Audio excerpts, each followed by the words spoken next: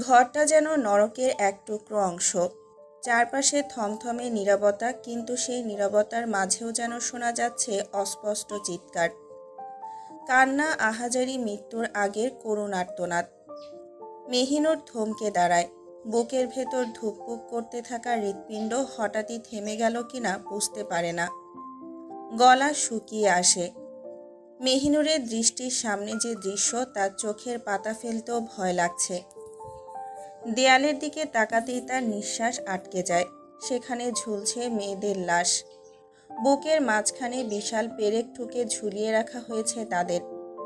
পেরেকগুলো এত মোটা, এত ভয়ানক, মনে হচ্ছে কোনো পিশাচের হাতের অস্ত্র। কিন্তু সবচেয়ে ভয়ঙ্কর ব্যাপার হলো, তাদের শরীরে কোনো চামড়া নেই। মেহিনুরের পায়ের নিচ থেকে পৃথিবী সরে যাচ্ছিল। মেহিনুরের চোখ ঘোলাটে হয়ে আসছিল। কিছুক্ষণ কিছুই বুঝতে পারছিল না। তারপর ধীরে ধীরে মেঝের দিকে তাকাতেই বুঝতে পারে চামড়াগুলো ওখানেই পড়ে আছে। চামড়ার স্তূপ, শরীর থেকে ছিলে নেওয়া মাংস, রক্তে ভিজে চটচটে হয়ে থাকা চামড়াগুলো ঘরের চারদিকে ছড়িয়ে ছিটিয়ে আছে। এক জায়গায় পচা রক্ত থকথকে হয়ে জমাট বেঁধেছে। সেই রক্তের গন্ধে নিঃশ্বাস নেওয়া যাচ্ছে না। একটা অসহ্য গন্ধ, গলে যাওয়া মাংসের গন্ধ, পচা মানুষের শরীরের গন্ধ।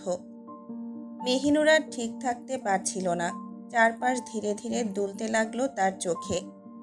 আরও ভালো করে তাকাতেই বুঝতে পারে ওখানে তরতাজা লাশও আছে, সাথে অনেক দিন আগেরও, যেগুলোর শরীরে ইতিমধ্যেই পোকা ধরে গেছে। মেহিনুর মুখে হাত চাপা দেয়। এটা কি স্বপ্ন? না, স্বপ্ন না, এটাই বাস্তব। আরও সামনে তাকাতেই তার পা থমকে যায়। মাটিতে কয়েকজন পুরুষের দেহ পড়ে আছে। তাদের শরীরেও চামড়া নেই। কোথাও আধখাওয়া মাংসের দাগ, কোথাও খুলে নেওয়া চামড়া গুটিয়ে রাখা। এই ঘরটায় মানুষ খাওয়া হয়, এই ঘরটায় মৃত্যু নাচে।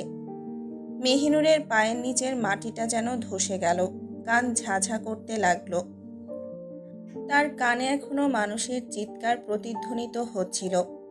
চারপাশে সেই বিভীষিকা যখন একে একে তার সামনে খুলে যাচ্ছে, তখনই একটা প্রচণ্ড ধাক্কা অনুভব করে সে।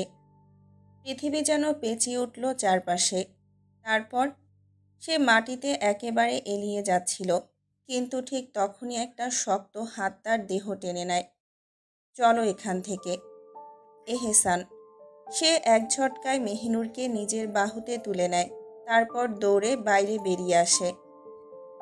তবুও সেই ঘরের ভেতরকার চিৎকার যেন বাতাসে প্রতিধ্বনিত হচ্ছে। এহসান মেহিনুরকে উঠোনের একটি বেঞ্চে বসিয়ে দেয়। মেহিনুরের হাত পা বরফ হয়ে গেছে। সে কিছুই বলতে পারছে না। সে শুধু কাঁপছে। একবার, দুইবার, তিনবার। তার ঠোঁট শুকিয়ে কাঠ। মেহিনুর কথা বলার চেষ্টা করছে, কিন্তু গলা দিয়ে কোনো শব্দই বের হচ্ছিল না। এহসান দ্রুত তার নিকাব খুলে ফেলে। নিকাবেই বমি লেগে গেছে। তারপর নিজের রুমাল বের করে মেহিনুরের মুখ মুছে দেয়। কিন্তু কিছুতেই কিছু হচ্ছে না। মেহিনুর পাথরের মতো ফাঁকা দৃষ্টিতে তাকিয়ে থাকে চারদিকে। তারপর কাপা হাতে সেই ঘরের দিকে আঙুল তুলে ফিসফিস করে বলে, ওগুলো কি? গলা এতটাই কাঁপছে যে শব্দ ঠিকমতো বেরোচ্ছে না। ঠিক কয়েক সেকেন্ড পরেই সে চিৎকার করে ওঠে, ওগুলো কি? কি ওগুলো? তারপর নিজের সব শক্তি দিয়ে কেঁদে ওঠে। ফুপিয়ে ফুপিয়ে চিৎকার করে কাঁদতে থাকে। কাপা গলায় এহসানের দিকে তাকিয়ে বলে, আপনি আপনি আর বলতে পারে না। তার মুখ বন্ধ হয়ে আসে। গলা শুকিয়ে কাঠ, তার পুরো শরীর অবশ হয়ে আসছে। তার কানে এখনো সেই ভয়ঙ্কর চিৎকার প্রতিধ্বনিত হচ্ছে। সে ঢোক গিলে বলে, আপনি আপনি করেছেন? এহসান মুচকি হাসে। চারদিকে মাথা ঘুরিয়ে তাকায়। তারপর ঠান্ডা গলায় বলে, হ্যাঁ, এগুলো আমিই করেছি, আর এগুলো করাই ঠিক। মেহিনুর স্তব্ধ হয়ে যায়। তার ভেতরটা যেন হিম হয়ে গেল। সে যা শুনল, এটা কি সত্যি? নিজের কানকেই বিশ্বাস হচ্ছে না। এহসান এই ভয়ঙ্কর পরিস্থিতির সৃষ্টি করেছে? না, এটা ভুল, এটা স্বপ্ন। কিন্তু না, এই রক্ত, এই গন্ধ, এই লাশ সব সত্যি। তার চারপাশের পৃথিবী যেন হঠাৎ করেই উল্টে গেছে।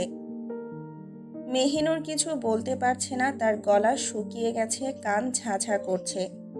এক হৃদয় বিদারক চিৎকার যেন চারদিক কাঁপিয়ে দিচ্ছে। মেহিনুর উঠে দাঁড়ায়, নির্লস পায়ে সামনের দিকে এগোতে থাকে, যেন এই পৃথিবীতে সে নতুন এসেছে। সবকিছু তার অচেনা লাগছে। এই দুনিয়া তো ভয়ঙ্কর, এহসান এত ভয়ঙ্কর। সে সামনে এগিয়ে যেতে থাকে, তার কানে সেই চিৎকার আরও জোরে জোরে বাজতে থাকে। আরও আরও। চোখের সামনে ভেসে ওঠে দুটি ঘর। তার পা থেমে যায়। তারপর সে যা দেখে তা কোনো দুঃস্বপ্নের থেকেও ভয়ানক।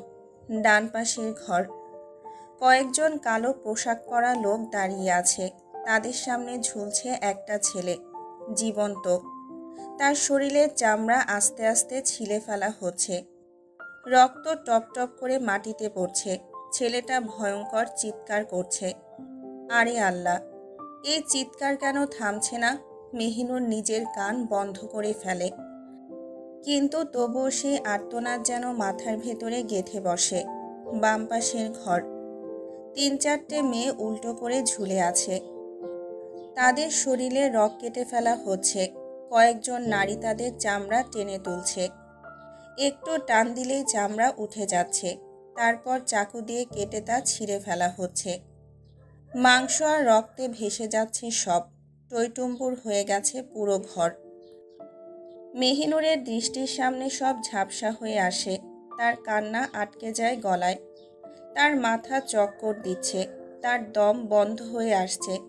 তারপর মেহিনুর নিজের চোখ দুটো শক্ত করে চেপে ধরে আর নিজের সব শক্তি দিয়ে চিৎকার করে ওঠে, আল্লাহ মাবুদ। মেহিনুর দিশেহারা হয়ে যায়। এখান থেকে পালাতে হবে, কিন্তু পা তো চলছে না, শরীর অসাড় হয়ে আসছে। সে কি করবে বুঝতে পারছে না। পাগল হয়ে যাবে? মেহিনুর ছুটে গিয়ে এহসানের পেছনে লুকিয়ে যায়। তার পুরো শরীর কাঁপছে, ফুপিয়ে ফুপিয়ে কাঁদতে থাকে মেহিনুর। মেহিনুরের হাত এহসানের কাঁধ আঁকড়ে ধরে, ভেঙে পড়া কণ্ঠে বলে, এগুলো কি? এগুলো কেন হচ্ছে? থামান এগুলো। কিন্তু এহসান, সে এক অদ্ভুত ঠান্ডা দৃষ্টিতে তাকিয়ে আছে মেহিনুরের দিকে। তার ঠোঁটে এক অদ্ভুত হাসি, যেন এই নরকটাই তার সৃষ্টি, এবং সে গর্বিত এতে। এহসান ধীরে ধীরে ঘাড় ঘুরিয়ে মেহিনুরের দিকে তাকায়। তার ঠোঁটের কোণে এক অদ্ভুত নিষ্ঠুরতা খেলা করছে। এহসানের কণ্ঠে কোনো অনুশোচনা নেই, বরং এক ধরনের গর্ব লেগে আছে। এগুলো থামবে না প্রিয়তমা, এগুলো চলমান। মেহিনুর থমকে যায়। মেহিনুরের রক্ত যেন হিম হয়ে আসে। এহসানের ঠান্ডা অথচ ভয়ঙ্কর কণ্ঠে সে বুঝতে পারে এই দুঃস্বপ্নের শেষ নেই, এই বিভীষিকা চিরকাল চলবে। তার পা কাঁপতে থাকে, হাত পা যেন অসাড় হয়ে আসছে, কিন্তু সে বসে পড়তে পারে না। তার ভেতরটা ফেটে যাচ্ছে, তবুও সে এক ঝটকায় এগিয়ে গিয়ে এহসানের পা জড়িয়ে ধরে। কান্নায় গলা ভেঙে গেছে, চিৎকার করে বলে, দয়া করুন, আল্লাহকে ভয় করুন, ছেড়ে দিন, ছেড়ে দিন এদেরকে। মেহিনুর কাঁদছে, গড়াগড়ি খাচ্ছে। তার কলিজা ফেটে যাচ্ছে এই ভয়ঙ্কর দৃশ্য দেখে। সে বুক ফাটা চিৎকার করে ওঠে, থামান, থামান এগুলো, থামান।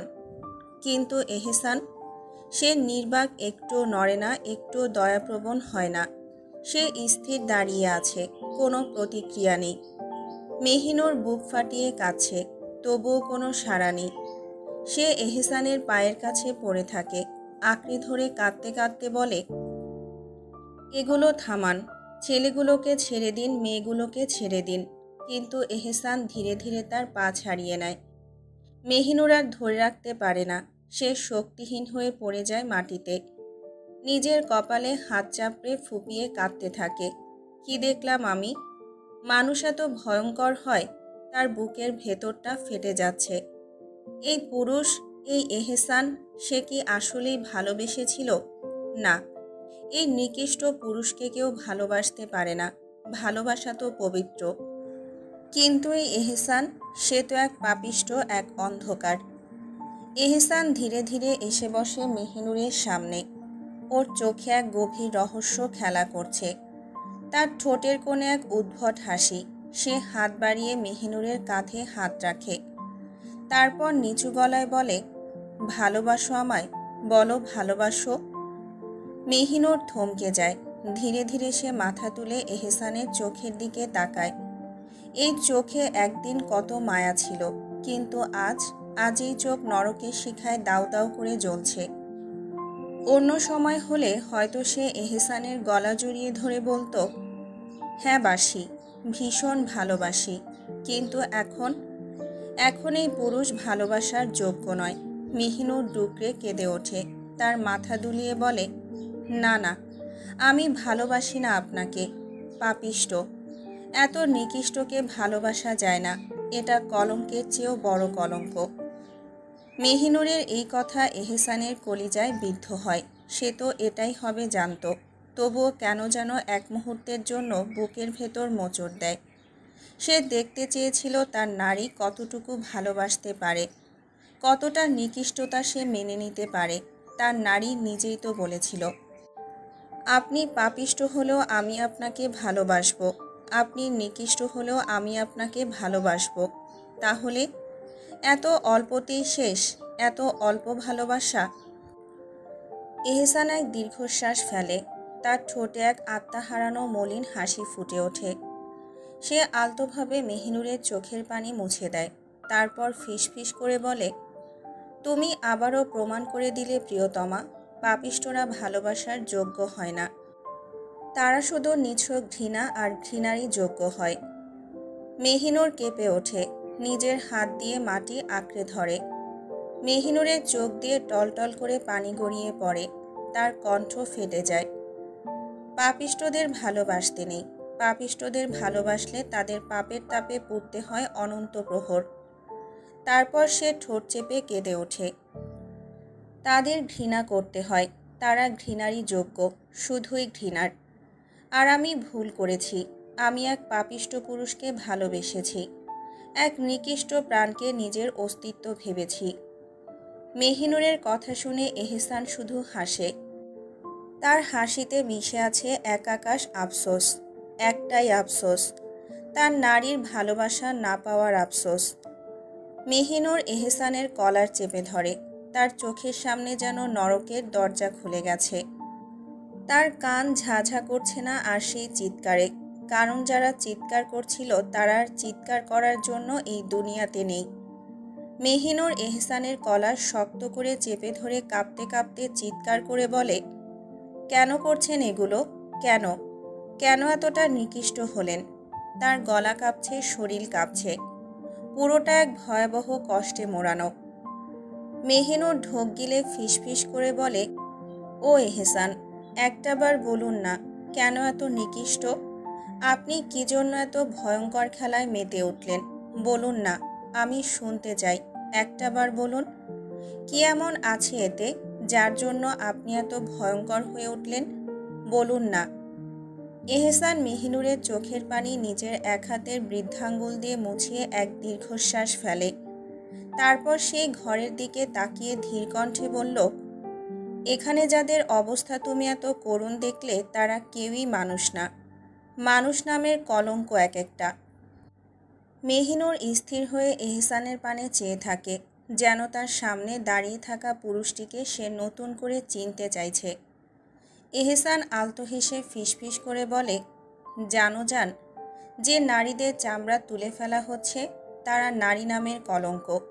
তারা কিছু টাকার জন্য রাস্তায় রাস্তায় ঘোরে, মানুষকে ধরে রুমে নিয়ে যায়, নিজের স্বামীকে রেখে অন্য পুরুষকে মাতোয়ারা করে, হোটেল রুমে গিয়ে সামান্য টাকার জন্য নিজের সব বিলিয়ে দেয়।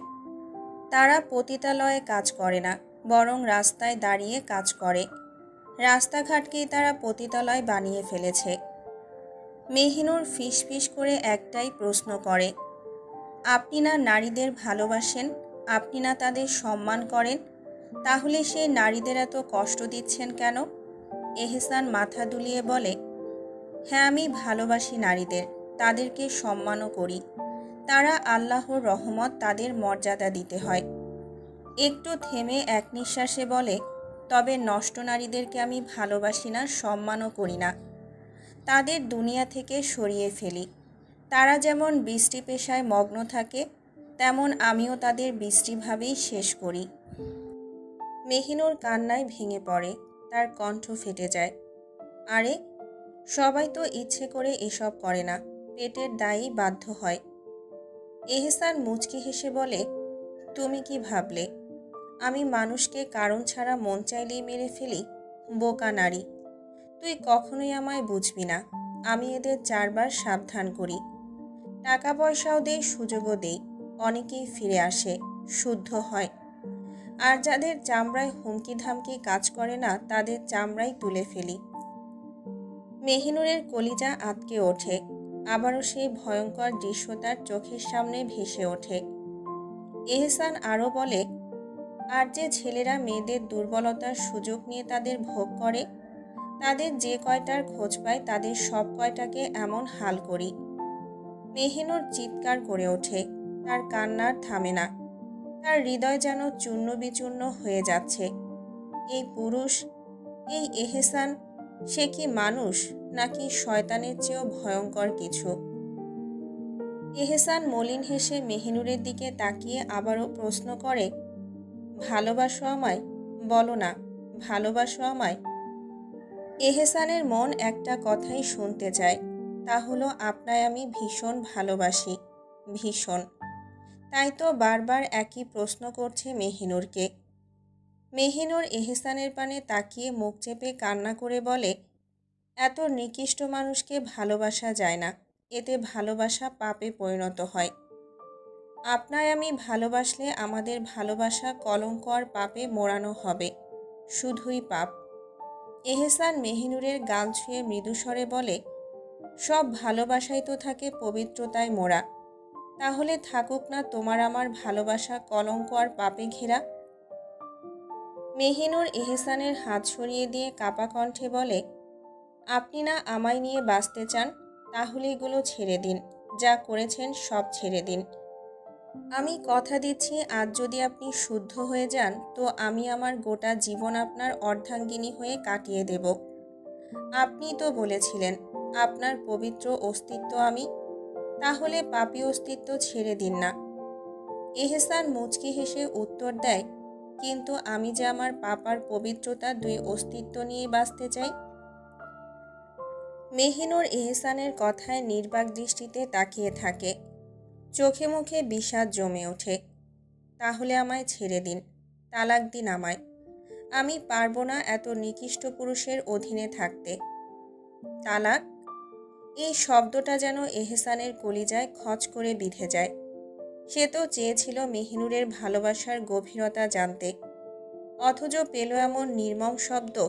তার দুনিয়া নিঃস্ব হয়ে যাচ্ছে। অথচ মুখে মুচকি হাসি রেখেই বলে, আমার নামে কবুল যখন পড়েছ তো মুক্তি তুমি আমার মৃত্যুর পরেই পাবে। মেহিনুর ধীর পায়ে উঠে দাঁড়ানোর চেষ্টা করে, কিন্তু পড়ে যেতে থাকে। শরীরে আর শক্তি নেই, সব শেষ হয়ে গেছে। সব স্বপ্ন প্রিয় পুরুষ নিমিষে অপ্রিয় হয়ে গেছে। ভালোবাসার বুননে দেখা সব স্বপ্ন অপূর্ণতার ছোঁয়া পাচ্ছে। এহসান মেহিনুরকে ধরে তুলে দাঁড় করায়, কিন্তু মেহিনুর দ্রুত সরে যায় ওর হাত থেকে। কত আশা ছিল আমার, কত পাপ করেছেন আপনি, অথচ আমি সব মাফ করে দিয়ে আপনাকে আপন করে নিয়েছিলাম। আপনার সাথে সুন্দর একটা জীবন পার করার স্বপ্ন দেখেছিলাম। আর আপনি তো এক নিকৃষ্ট আত্মা, যার শুধু রক্ত লাগে, শুধু রক্ত। এহসান মেহিনুরের কোমর জড়িয়ে ধরে একদম কাছে টেনে নিয়ে চোখের পানিতে ডুবে থাকা মুখের দিকে তাকিয়ে বলে, এগুলো কিছুই না প্রিয়তমা, এগুলো তুচ্ছ পাপ আমার প্রকৃত পাপের তুলনায়। রক্তের নেশা ভয়ঙ্কর নেশা প্রিয়তমা, এই নেশায় মগ্ন থাকলে শুধু তলিয়ে যেতে ইচ্ছে হয়। মেহিনুর আর কাঁদছে না, কান্নার অনুভূতিটাই যেন হারিয়ে গেছে। সে পাথর হয়ে এহসানের দিকে তাকিয়ে ফিসফিসিয়ে বলে, এগুলো করে কী লাভ? কেন করছেন এসব? কেন জাহান্নামের জন্য প্রস্তুত হচ্ছেন? এহসান মেহিনুরের গাল ছুঁয়ে তাচ্ছিল্যের হাসি দিয়ে বলে, রক্তের খেলায় মেতে ওঠা আমার সব প্রিয়তমা। আর লাভ ছাড়া এহসান তালুকদার এক পাও ফেলে না। জানো, এই দেহগুলো যতই নিকৃষ্ট হোক, কালোবাজারে এদের শরীরের অংশের কিন্তু খুব চড়া দাম। মেহিনুর থমকে যায়।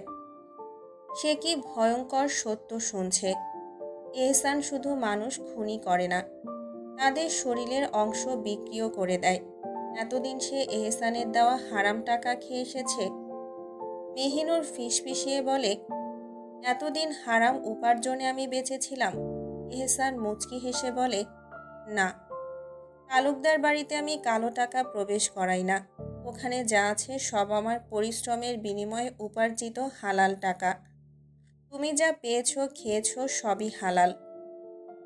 তারপর মলিন হেসে মেহিনুরের দিকে তাকিয়ে বলে, খুব জানতে ইচ্ছে হচ্ছিল আমার নারী তার পাপিষ্ঠ পুরুষকে ঠিক কতটা নিকৃষ্ট অবস্থায় ভালোবাসতে পারে। কিন্তু আফসোস, তুমি আমায় ভালোবাসলে না। তুমি তো বলেছিলে প্রিয়তমা, আমি নিকৃষ্ট হলেও তুমি ভালোবাসবে। তাহলে এখন কেন পারলে না, কেন ভালোবাসলে না? মেহিনুর এহসানের দিকে তাকিয়ে থাকে। ঘৃণায় আর কথা বেরোচ্ছে না। তবুও চিৎকার করে বলে, না, আমি ভালোবাসি না আপনাকে। আপনার সাথে থাকতে চাই না। আপনার অস্তিত্ব হয়ে বাঁচতে চাই না আমি। এহসান আবারও শান্ত স্বরে বলে, তোমার চাওয়া পাওয়া দিয়ে কিছুই যায় আসে না আমার। আমি শুধু এটাই চাই, তোমায় আমার পবিত্র অস্তিত্ব হয়েই বাকি জীবন বাঁচতে হবে। এহসান মেহিনুরের দিকে তাকিয়ে আবারও বলে, বলো না, ভালোবাসো আমায়।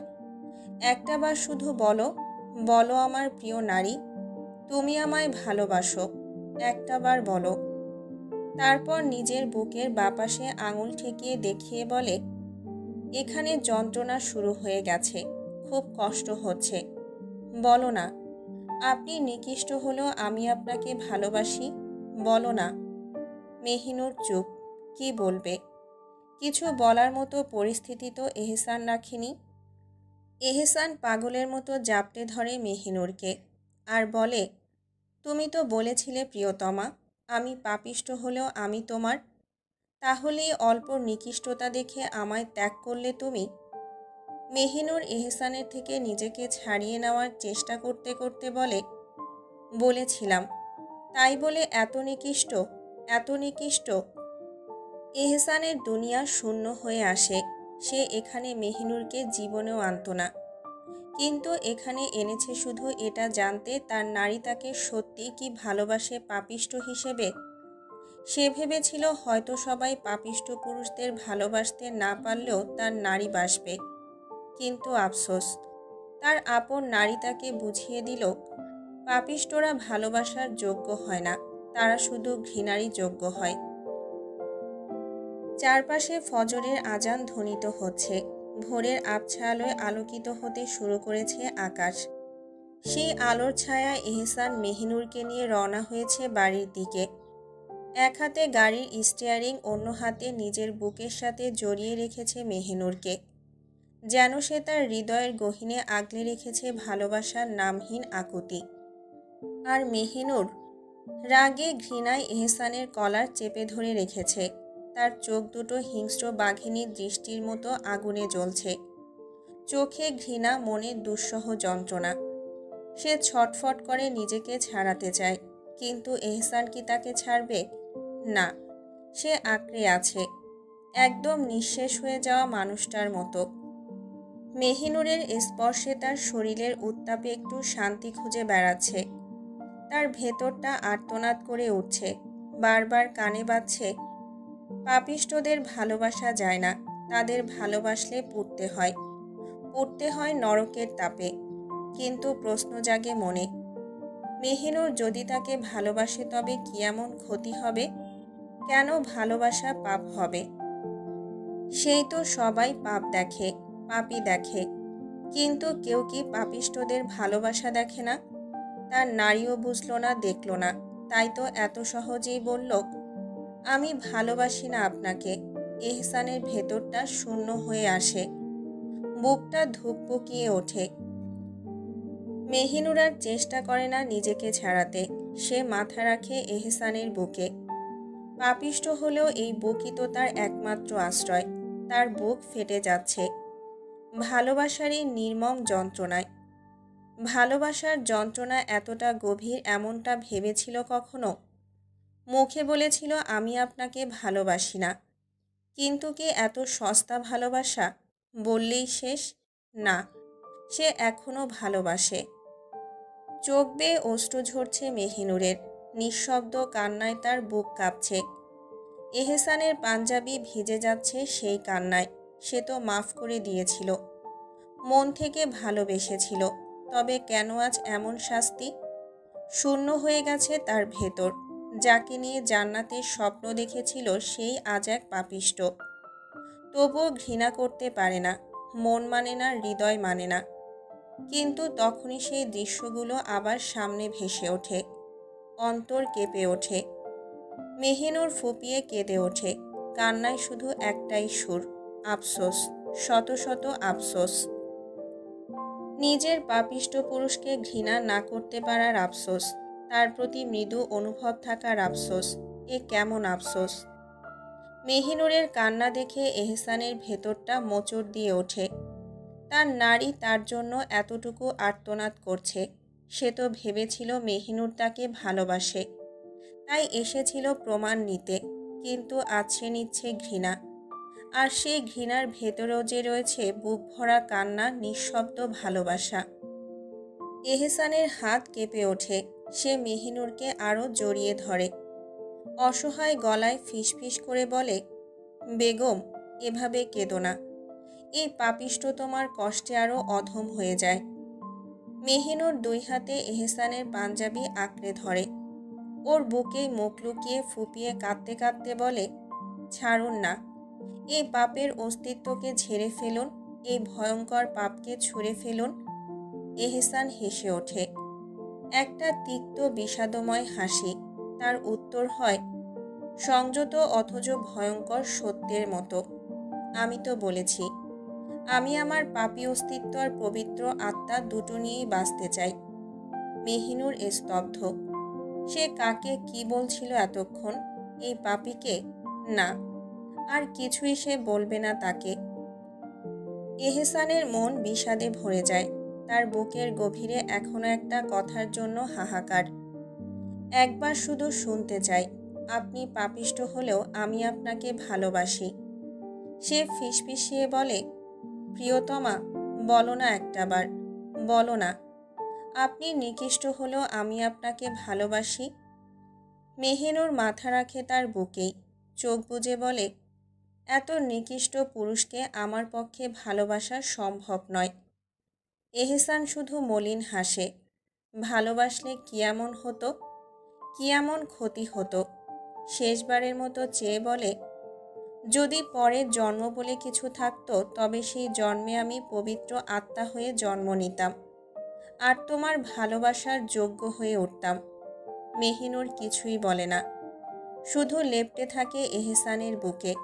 যার প্রতি এত ঘৃণা, তার বুকে এত প্রশান্তি। এ কেমন অনুভূতি! নামাজ শেষ করে জায়নামাজে বসে আছে নুরি। চারপাশে এক প্রশান্ত নীরবতা। একটু আগে শেষ হওয়া নামাজের রেশ এখনও ওর মন জুড়ে। এই সময়ে মেহরুব মসজিদ থেকে ফিরে ঘরে প্রবেশ করল। তার মুখে শান্ত প্রশান্তি। নুরিকে বসে থাকতে দেখে নিজের টুপি খুলে জায়গা মতো রাখতে রাখতে মেহরুব বলল, নুরি ফুল, এক কাপ চা কি পাবো? নুরি মাথা ঘুরিয়ে মেহরুবের দিকে তাকায়, চোখে প্রশান্তির দীপ্তি। তারপর একগাল হেসে বলে, আচ্ছা দিচ্ছি। মেহরুব বিছানায় বসতে বসতে একদৃষ্টিতে তাকিয়ে থাকে নুরির মুখের দিকে। তার কণ্ঠে মুগ্ধতা মাখা কাঁপা কাঁপা সুর। কথায় কথায় এত হাসা লাগে নাকি? তুই জানিস না, তোর এই হাসি আমার অন্তর অবধি উতলা করে দেয়। নুরি ওর কথায় হঠাৎ মুখটা মলিন করে নেয়। হাসির আভা মিলিয়ে যায় মুখ থেকে। জায়নামাজ ভাঁজ করতে করতে বলে, এত বাজে আমার হাসি? মেহরুব দীর্ঘ একটা শ্বাস ফেলে। একদৃষ্টিতে তাকায় তার দিকে। তার চোখে তখন গভীরতা।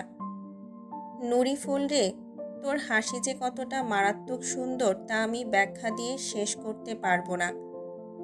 এই প্রশংসার মধ্যে নুরি যেন হারিয়ে যায়। তার মনে খুশির ঢেউ ওঠে। গোপনে সে যেন নিজের মুখের হাসিকে আর ধরে রাখতে পারে না। আরও একবার মুচকি হেসে ওঠে সে, আর সে হাসির লাজে গাল দুটো লাল হয়ে যায়। মেহির উপর লজ্জা মাখা মুখশ্রীর দিকে তাকিয়ে বলে, নুরি, এদিকে আয় তো। নুরি মাথা নিচু করে ধীরে ধীরে আলতো পায়ে এগিয়ে আসে মেহিরুবের দিকে। মেহিরুবের সামনে এসে মাথা নিচু করে বলে, জি বলুন। মেহির উপর হাত ধরে টেনে নেয়, বিছানায় বসায়। নুরি হঠাৎ চমকে উঠে বলে, এমন করছেন কেন?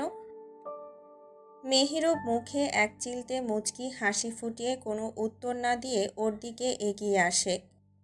নুরি এবার লজ্জায় কুঁকড়ে যায়। তার বুক ধুকপুক করে উঠছে। মেহিরুব ওর দুই গাল আলতো করে নিজের হাতে ধরে নুরির লাজে ঝুঁকে পড়া মুখশ্রীখানা তুলে ধরে।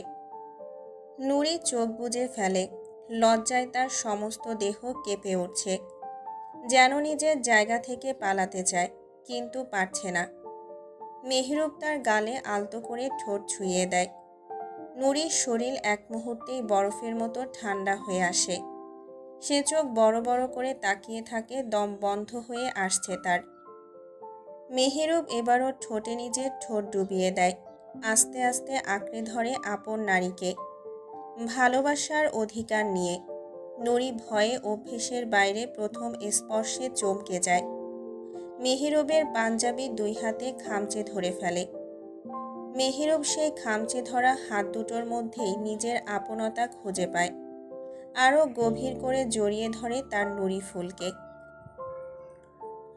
এদিকে এশার শরীরটা যেন হঠাৎই ভেঙে পড়েছে।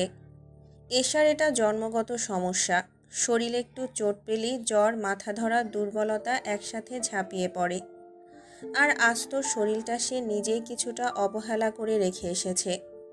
তাই এশার এই অবস্থা হওয়াটা সময়ের ব্যাপারই ছিল। এশা বিছানায় আধশোয়া হয়ে মাথাটা বিছানার ধারে ঠেকিয়ে চোখ বুজে আছে। কপালে বিন্দু বিন্দু ঘাম জমে উঠেছে, গাল কিছুটা রক্তশূন্য। মেহেরাজ একপাশে বসে ধৈর্যের সাথে চামচে করে স্যুপ তুলে দিচ্ছে ওর মুখে। এশা অনিচ্ছায় মুখে তুলে নিচ্ছে স্যুপটা, মুখ কুঁচকে যাচ্ছে। বিরক্তি ফুটে উঠছে চোখের কোণে। এভাবে দেখে মেহেরাজ বলে ওঠে, এ কেমন অবস্থা? খেতেই হবে, না খেলে ওষুধ খাবে কেমন করে? মেহেরাজের কথা এশা চোখ মেলে তাকায় তার দিকে। কণ্ঠে রাগ, ঝাঁজ, ভালোবাসা মিলিয়ে বলে, এত জ্ঞান দিও না। এসবের নাটের গুরু তো তুমি। তোমার জন্যই আজ আমার এই অবস্থা। মেহেরাজ মনে মনে দীর্ঘশ্বাস ফেলে। ঠোঁটের কোণে কৌতুক ভরা করুণ হাসি ফুটে ওঠে। আল্লাহ মাবুদ, এ কেমন বিপদে পড়লাম। বইয়ের লজ্জার মাগফিরাত করতে গিয়ে দেখি আমার আত্মার মাগফিরাত হয়ে যাচ্ছে।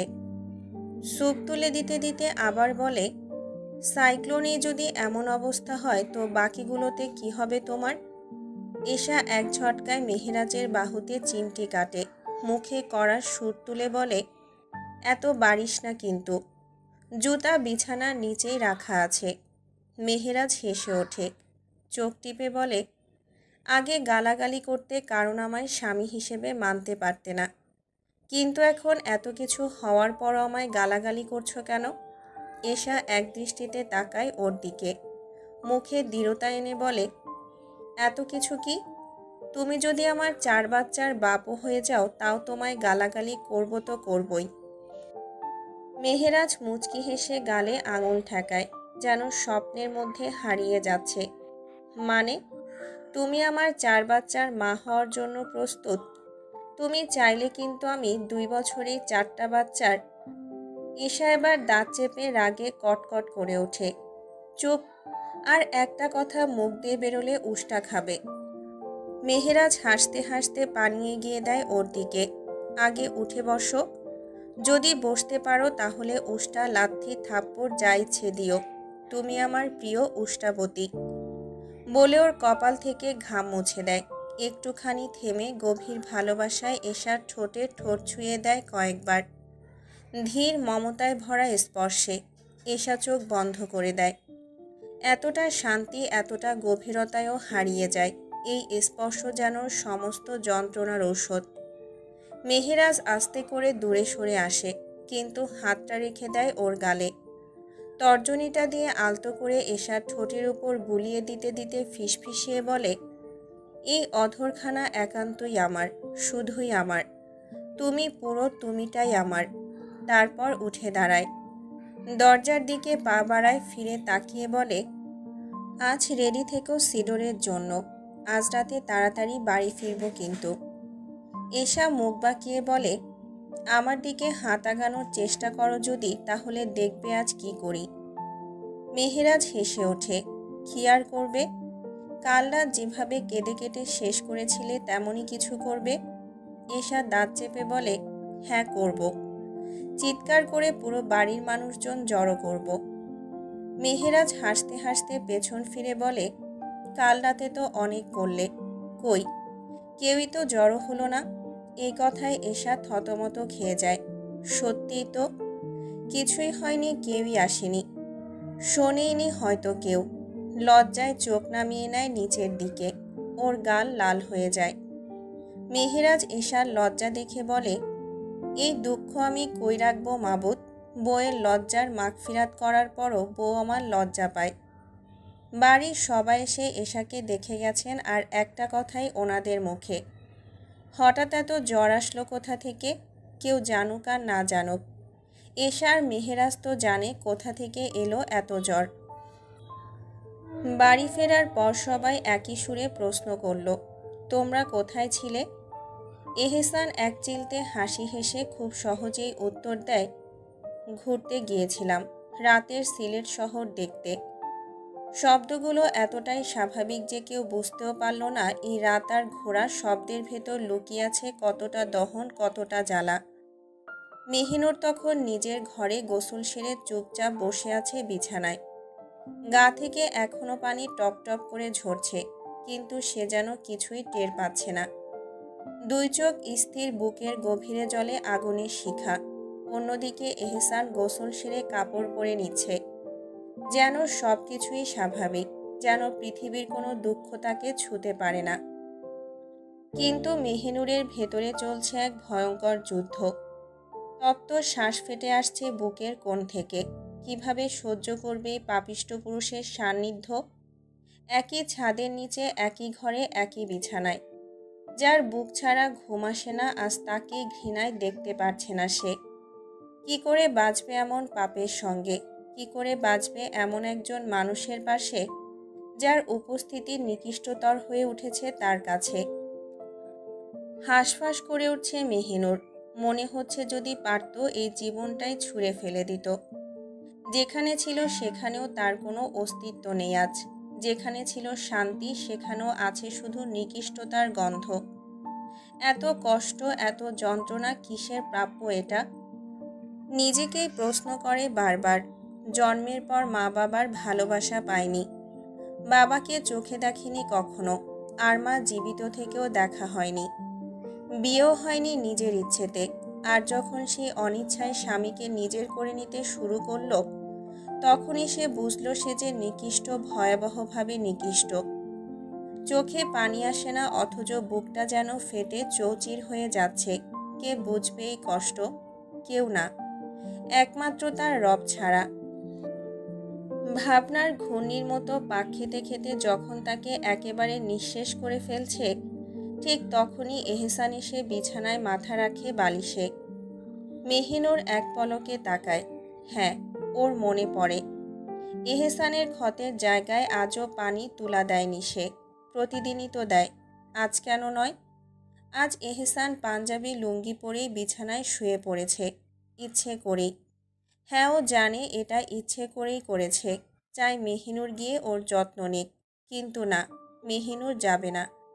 যে মানুষ চামড়া ছিঁড়ে নিতে পারে, তার শরীরের চামড়া সজীব থাক বা না থাক, তাতে কিছুই যায় আসে না। দাঁতে দাঁত চেপে বসে থাকে মেহিনুর, একটাই সিদ্ধান্ত মাথায়, এই নরক থেকে, এই পাপ থেকে, এহসানের থেকে তাকে সরতে হবেই। নিজেকে এতটা সস্তা ভাবতে রাজি নয় সে। যদি এহসান শোনে তবে তাকে শেষ করে নিজেও মরবে। প্রথমে হত্যা, তারপর আত্মহত্যা। এক নিখুঁত পরিকল্পনা, এক নিঃশেষ প্রতিজ্ঞা। এদিকে এহসান মেহিনুরের দিকে তাকিয়ে থাকে সেই চিরচেনা দুষ্টু দৃষ্টিতে। আজও এই নারী, এই মায়াবী মুখ তাকে পুড়িয়ে মারছে। কতটা ভালোবাসে, অথচ সে তা স্বীকার করে না। এহসান চোখ বন্ধ করে নিজের হৃদয়কে বোঝাতে চায়, না, কোনো প্রয়োজন নেই তার ভালোবাসার, আমি ভালোবাসলেই তো হলো। কিন্তু মন যে শোনে না। বারবার কেঁদে ওঠে সে এক প্রশ্নে, সে কি একটু ভালোবাসে না আমাকে? পাগল যেমন এক কথা বোঝে না, বারবার একই প্রশ্ন করে, তেমনি আজ এহসানও যেন পাগল। একটা উত্তর তার চাই, যেভাবেই হোক। তাই আবারও মেহিনুরের দিকে তাকিয়ে প্রশ্ন ছুড়ে দেয়, ভালোবাসো আমায়? চারদিকে যেন ঘন নীরবতার চাদর। হঠাৎই সেই প্রশ্নটা মেহিনুরের কানে এসে বাজে। বুকটা কেঁপে ওঠে। সে কি বলবে, কিভাবে বলবে? সে তো এখনো ভালোবাসে এহসানকে, প্রতিটা নিঃশ্বাসে, প্রতিটা ভাবনায়। তবুও মুখে সেই কথা আনতে পারে না। সেই অনুভবের স্বীকৃতি দিতে গিয়ে নিজের জবানেই ঘেন্না ধরে যায়। ধীরে ধীরে ঘাড় ঘুরিয়ে একরাশ ঘৃণা নিয়ে তাকায় এহসানের চোখে। ঠান্ডা অথচ তীক্ষ্ণ কণ্ঠে বলে, আপনার মতো পাপীকে আমি ভালোবাসতে পারি না, এতে আমি পাপের অংশ হয়ে যাব। মেহিনুরের কথা যেন বিষের মতো ছড়িয়ে পড়ে এহসানের হৃদয়ে। তবুও সে ভাঙে না। এক দৃষ্টিতে তাকিয়ে থেকে বলে, আমার পাপী দেখলে শুধু প্রিয়তমা, আর আমার ভালোবাসা সেটা বুঝলে না? মেহিনুরের চোখের কোণে জমে ওঠে পানি। নিঃশব্দে হাত বাড়িয়ে মুছে ফেলে তা। তারপর সংবরণ করা কণ্ঠে বলে, বুঝেছি, তাই তো আপনাকে আপন করে নিয়েছি, কিন্তু আপনি প্রমাণ করে দিলেন আপনি ভালোবাসার যোগ্য নন। এক দীর্ঘশ্বাস ফেলে এহসান, কণ্ঠটা ক্লান্ত আর বিষণ্ণ। হ্যাঁ, সেটাই তো। আমার মতো পাপী কেন তোমার ভালোবাসার যোগ্য হবে প্রিয় নারী? আমি তো শুধু তোমার ঘৃণারই যোগ্য। এহসানের অভিমান ভরা কথায় মেহিনুরের ভেতরটা ফেটে যায়। চোখে পানি আসে, গলায় ওঠে কান্নার রেশ। তবুও নিজেকে সামলে কঠিন গলায় বলে, তাহলে বারবার কেন জিজ্ঞেস করছেন আমি আপনাকে ভালোবাসি কিনা? চোখে এক নিরুত্তাপ দৃষ্টি নিয়ে এহসান বলে, আমার পাপতাপ মেনে আমায় ভালোবাসা যায় না প্রিয়তমা? মেহিনুরের চোখের জল গোপন করে মুখ ফিরিয়ে নেয়। শান্ত অথচ তীব্র কণ্ঠে বলে, না, যায় না। কেন যায় না? নিকৃষ্টদের ভালোবাসতে নেই, তাদের ভালোবাসলে কলঙ্ক আর পাপের বোঝা বইতে হয় সারা জীবন। প্রতিটা শব্দ যেন এহসানের কলিজায় গিয়ে ঘুষি মারে। তার কণ্ঠে অনুরোধের সুর। আমায় ভালোবেসে না হয় কলঙ্কের বোঝা বইলে, তাতে কি এমন ক্ষতি হবে প্রিয়তমা? একটু থেমে ধীরে ধীরে বলে, সমস্যা নেই, তুমি আমায় নাইবা বাসো ভালো, কিন্তু আমি তো ভালোবাসি তোমায়, আর এতেই হবে আমাদের। মেহিনুর মুখ ঘুরিয়ে চোখ সরিয়ে নেয়। গলা নিঃসঙ্গ কিন্তু স্পষ্ট। নিকৃষ্টদের ভালোবাসা ভালোবাসা নয়, এক অভিশাপ, ভয়ঙ্কর অভিশাপ। এহসান তখন ধীরে ধীরে মেহিনুরের দিকে এগিয়ে আসে, চোখে সেই চিরচেনা তীব্রতা। হ্যাঁ, আর এই অভিশাপে অভিশপ্ত হতে হবে তোমায় চিরকাল। এই বলে হঠাৎই মেহিনুরের বাহু টেনে ওকে নিজের বুকের মাঝে জড়িয়ে ধরে। ধপাস করে বিছানায় মাথা এলিয়ে দেয়। মেহিনুর চুপচাপ পড়ে থাকে, জানে এহসান এখন ঘুমিয়ে পড়বে। আর এহসান যখন ঘুমায় তখন যে কোনো পরিস্থিতিতেই মেহিনুরকে তার বুক থেকে সরায় না, যেন সেখানেই তার আশ্রয়। মেহিনুর কাঠের পুতুলের মতো পড়ে থাকে। এই বুক, এই পাপিষ্ঠ বুকই এখনও তার শ্রেষ্ঠ আশ্রয়। চোখ বুজে গেলে আবারও ভেসে ওঠে সেই স্তূপ, সেই ভয়ঙ্কর চামড়ার স্তূপ। বমি আসে। কিভাবে পারল এহসান? এতটা নিকৃষ্ট কিভাবে হতে পারে একজন মানুষ? এহসান তখন মেহিনুরের মাথায় বিলি কেটে দিতে দিতে বলে, ঘুমিয়ে যাও আমার পাপিষ্ঠ বুকে, এই পাপিষ্ঠ বুকই তোমার শ্রেষ্ঠ আশ্রয়। মেহিনুর হালকা নড়াচড়া করে, শূন্য চোখে তাকিয়ে মলিন কণ্ঠে বলে, এহসান, যদি নিজের পাপ ছাড়াতে না পারেন তো দয়া করে আমায় ছেড়ে দিন। এহসান সেই একই কোমল ভঙ্গিতে বলে, আমি কাউকে ছাড়তে পারবো না। মেহিনুর তাচ্ছিল্য ভরা হাসি দিয়ে বলে, তাহলেই বুকে আমাকে আর বেশি সময় পাবেন না। হারিয়ে যাব আমি, তলিয়ে যাব। আর তার একমাত্র কারণ হবে আপনার পাপ। এহসান দীর্ঘশ্বাস ফেলে। আমার থেকে হারানো এতটা সহজ নয় প্রিয়তমা। তোমায় আমি আঁকড়ে ধরেই বাঁচব, যতদিন বাঁচি, ইনশাআল্লাহ। মেহিনুর চুপ করে থাকে। কানে আবারও ভেসে আসে সেই চিৎকার, সেই ভয়াবহ দৃশ্য। সে হঠাৎই কেঁদে ওঠে। এহসানের পাঞ্জাবি আঁকড়ে ধরে ফুপিয়ে ফুপিয়ে বলে, আমি পাপিষ্টের জন্য কাঁদছি না, আমি নিজের অস্তিত্বকে পাপে ডুবে যেতে দেখে কাঁদছি। আমার কি হবে, আমি কি নিয়ে বাঁচব? আবারও কেঁদে ওঠে সে। সে চায় সে মরিয়া কোনোভাবে যেন এহসান এই ভয়ঙ্করতা থেকে সরে আসে। কিন্তু এহসান তো বদলায় না। সে একই অভিজাত, ভয়ঙ্কর অথচ ভালোবাসায় অটল। সেই পুরুষ যার পাপ আছে কিন্তু ভালোবাসাও অকৃত্রিম। এহসান এখন একটি জনসভায় বসে আছে। শহরের মানুষ তার দিকে তাকিয়ে অপেক্ষা করছে তার বক্তব্যের জন্য। কিন্তু তার মন অন্য কোথাও ডুবে আছে। সকালে চোখ খুলতেই পার্টি অফিস থেকে ফোন এসেছিল। একে তো মেয়রের দায়িত্ব, তার উপর বাজেট নিয়ে কাজ করতে গিয়ে তার শরীরও ভেঙে পড়েছে। কিন্তু এহসান তো জানত, এই বাজেট যদি সঠিকভাবে প্রণয়ন করতে পারে তাহলে পুরো শহরের ভবিষ্যৎ বদলে যেতে পারে। তাই অসুস্থ অবস্থাতেও সে স্থির ছিল।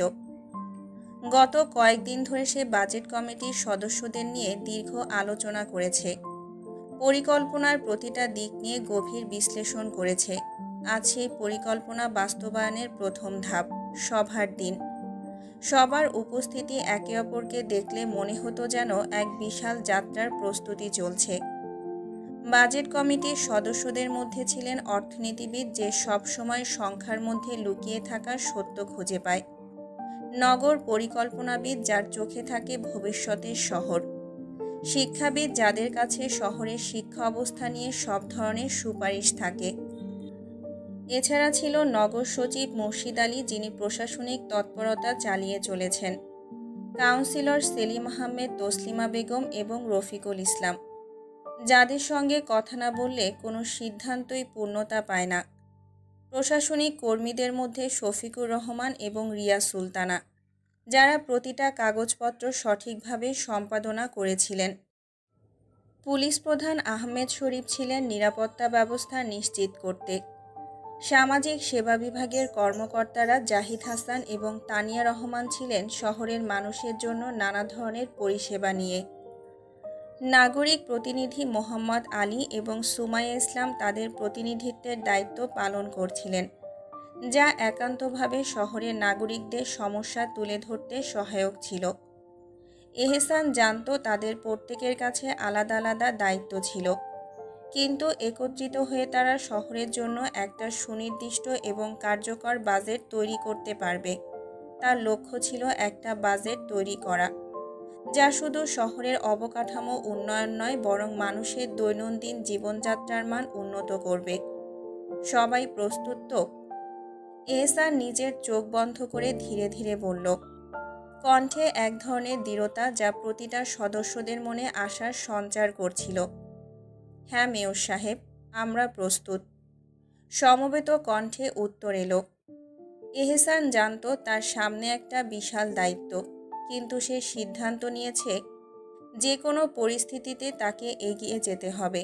এবারের বাজেট হতে হবে নির্ভুল, হতে হবে জনগণের কল্যাণে সমর্পিত। এহসান গম্ভীর চোখে সবাইকে দেখে বলল, এটা আমাদের শহরের জন্য নতুন সূচনা, আর এই সূচনা সফল করতে হলে আমাদেরকে একসাথে কাজ করতে হবে। এহসানকে ডাকা হলো বক্তব্যের জন্য। এহসান তালুকদার ধীরে ধীরে মাইক্রোফোনের দিকে এগিয়ে গেল। সবার কক্ষে এক অদ্ভুত নিস্তব্ধতা, সব চোখ তাকিয়ে শোনার অপেক্ষায়। সে জানত আজকের দিনটা শুধু তার জন্য নয়, পুরো শহরের জন্য একটা মাইলফলক হয়ে থাকবে। বাজেট শুধু হিসাব নিকাশের খেলা নয়, এটা শহরের ভবিষ্যৎ। এটা মানুষের জীবনযাত্রার সাথে সম্পর্কিত, তাদের আশা স্বপ্নের সাথে। সে শ্বাস টানল। কিছুক্ষণ নীরব থাকার পর তার কণ্ঠে উঠে এলো গভীর গম্ভীরতা। আসসালামু আলাইকুম ওরহমাতুল্লাহি অবারাকাতু। প্রিয় সহযোগীবৃন্দ, সম্মানিত সদস্যগণ, আজ আমরা এখানে একত্রিত হয়েছি শুধু কিছু সংখ্যার উপর আলোচনা করতে নয়, বরং আমাদের শহরের ভবিষ্যৎকে এগিয়ে নেওয়ার জন্য, আমাদের নাগরিকদের জীবনযাত্রাকে সহজ, উন্নত ও সুখী করার জন্য। আজ আমরা একটা বাজেট প্রস্তুত করছি যা শহরের প্রতিটা মানুষের কাছে পৌঁছাবে, যা তাদের প্রতিদিনের জীবনে বাস্তব পরিবর্তন আনবে। সে কিছুক্ষণ থেমে চোখ বন্ধ করে যেন প্রতিটা শব্দের গুরুত্ব অনুভব করতে চাইল। আমি জানি আমাদের শহর গত কয়েক বছর ধরে অনেক চ্যালেঞ্জের মধ্যে দিয়ে গেছে। অবকাঠামো, স্বাস্থ্যসেবা, শিক্ষা, এসব ক্ষেত্রে আমরা বহু সংকটে পড়েছি। কিন্তু এই বাজেটের মাধ্যমে আমি আপনাদের প্রতিশ্রুতি দিতে চাই যে আমরা শুধু খাতভিত্তিক পরিকল্পনাই গ্রহণ করব না, বরং প্রতিটা নাগরিকের জন্য এমন একটা পরিবেশ তৈরি করব যেখানে তারা আত্মবিশ্বাসী হতে পারে, যেখানে তারা নিজের অবস্থান থেকে উন্নতির দিকে এগিয়ে যেতে পারে। এহসান একবার সবাইকে চোখের সামনে দেখে নিল। সবার মুখে নানা রকম চিন্তা ও আশার রেখা ফুটে উঠেছে। এই বাজেট আমাদের উন্নয়ন, আমাদের অর্থনীতি, আমাদের শিক্ষা, আমাদের স্বাস্থ্য, সব কিছুতেই ঐক্যবদ্ধ হয়ে কাজ করবে। আমাদের লক্ষ্য একটাই, শহরের প্রতিটা মানুষের জন্য সমান সুযোগ সৃষ্টি করা। আমি জানি বাজেটের এই সংখ্যাগুলো, এই খাতের হিসাবগুলো অনেকের কাছে শুষ্ক মনে হতে পারে, কিন্তু আমি জানি এরই মধ্যে লুকিয়ে আছে আমাদের শহরের প্রতিটা কোণায় মানুষদের জন্য নতুন জীবন। এহসান আবারও গভীর শ্বাস নিল। নগর উন্নয়ন, নতুন রাস্তাঘাট, পানি সরবরাহ, বিদ্যুৎ পরিষেবা, এগুলো যেমন জরুরি, তেমনি শিক্ষা, স্বাস্থ্য, সমাজসেবা এগুলোও গুরুত্বপূর্ণ।